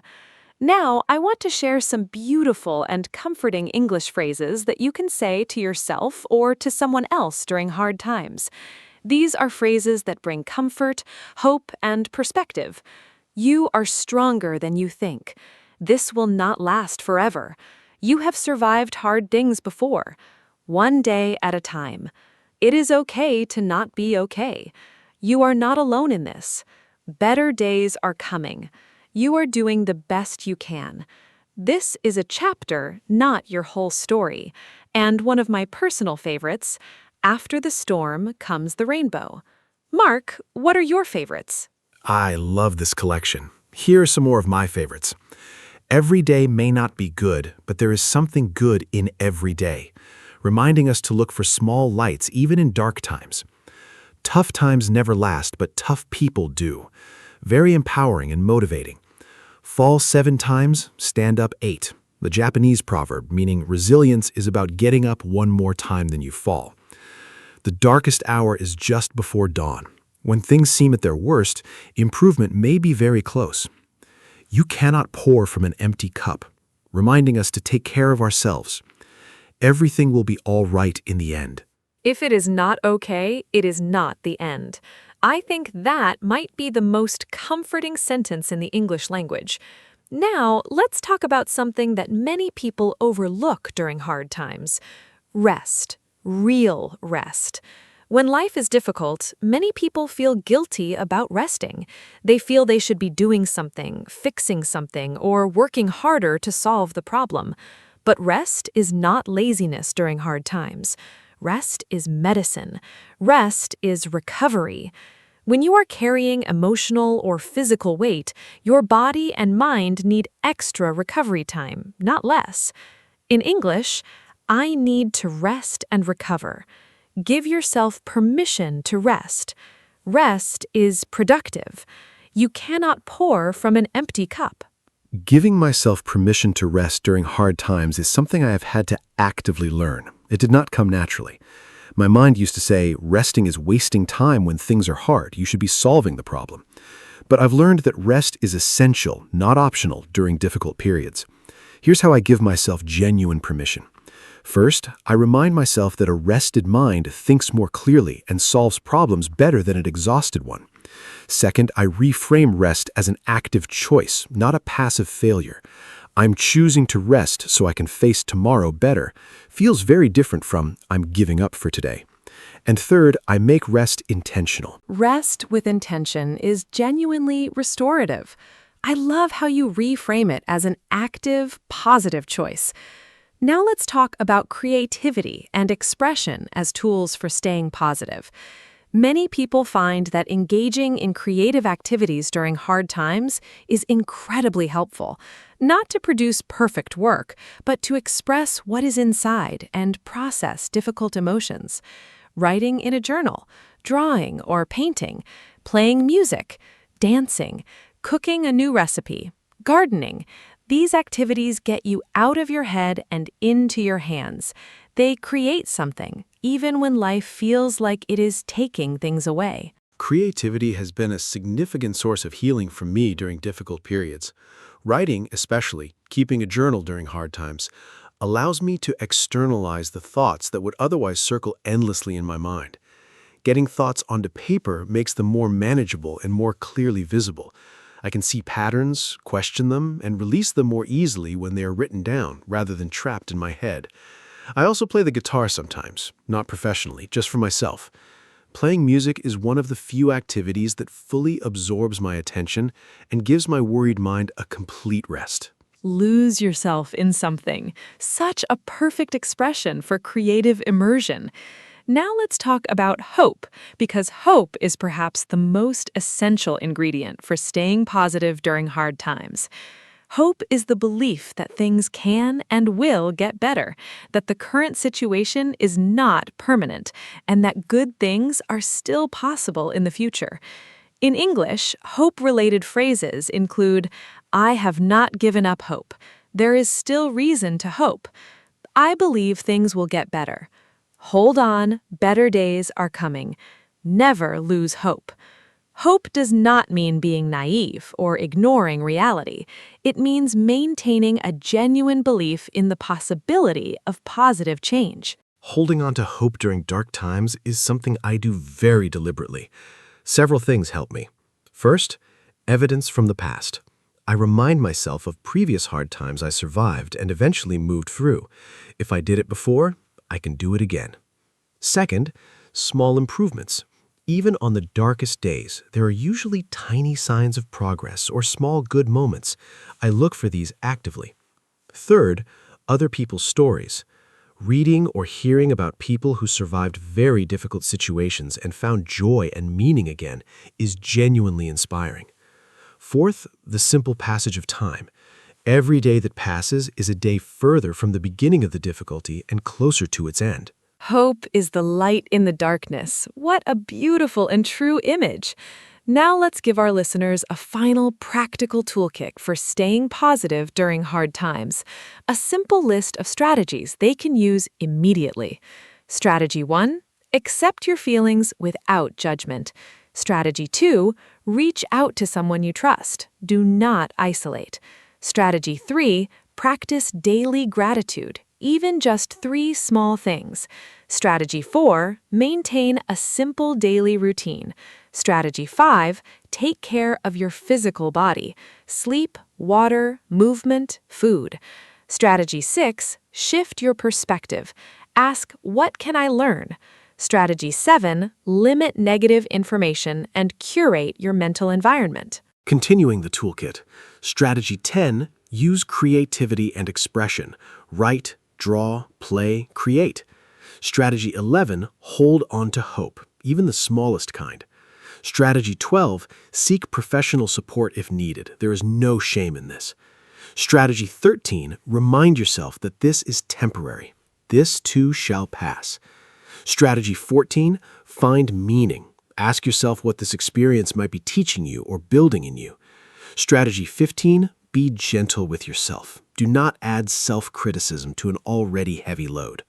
And strategy 16, celebrate small victories. Getting through a hard day is a real achievement worth acknowledging.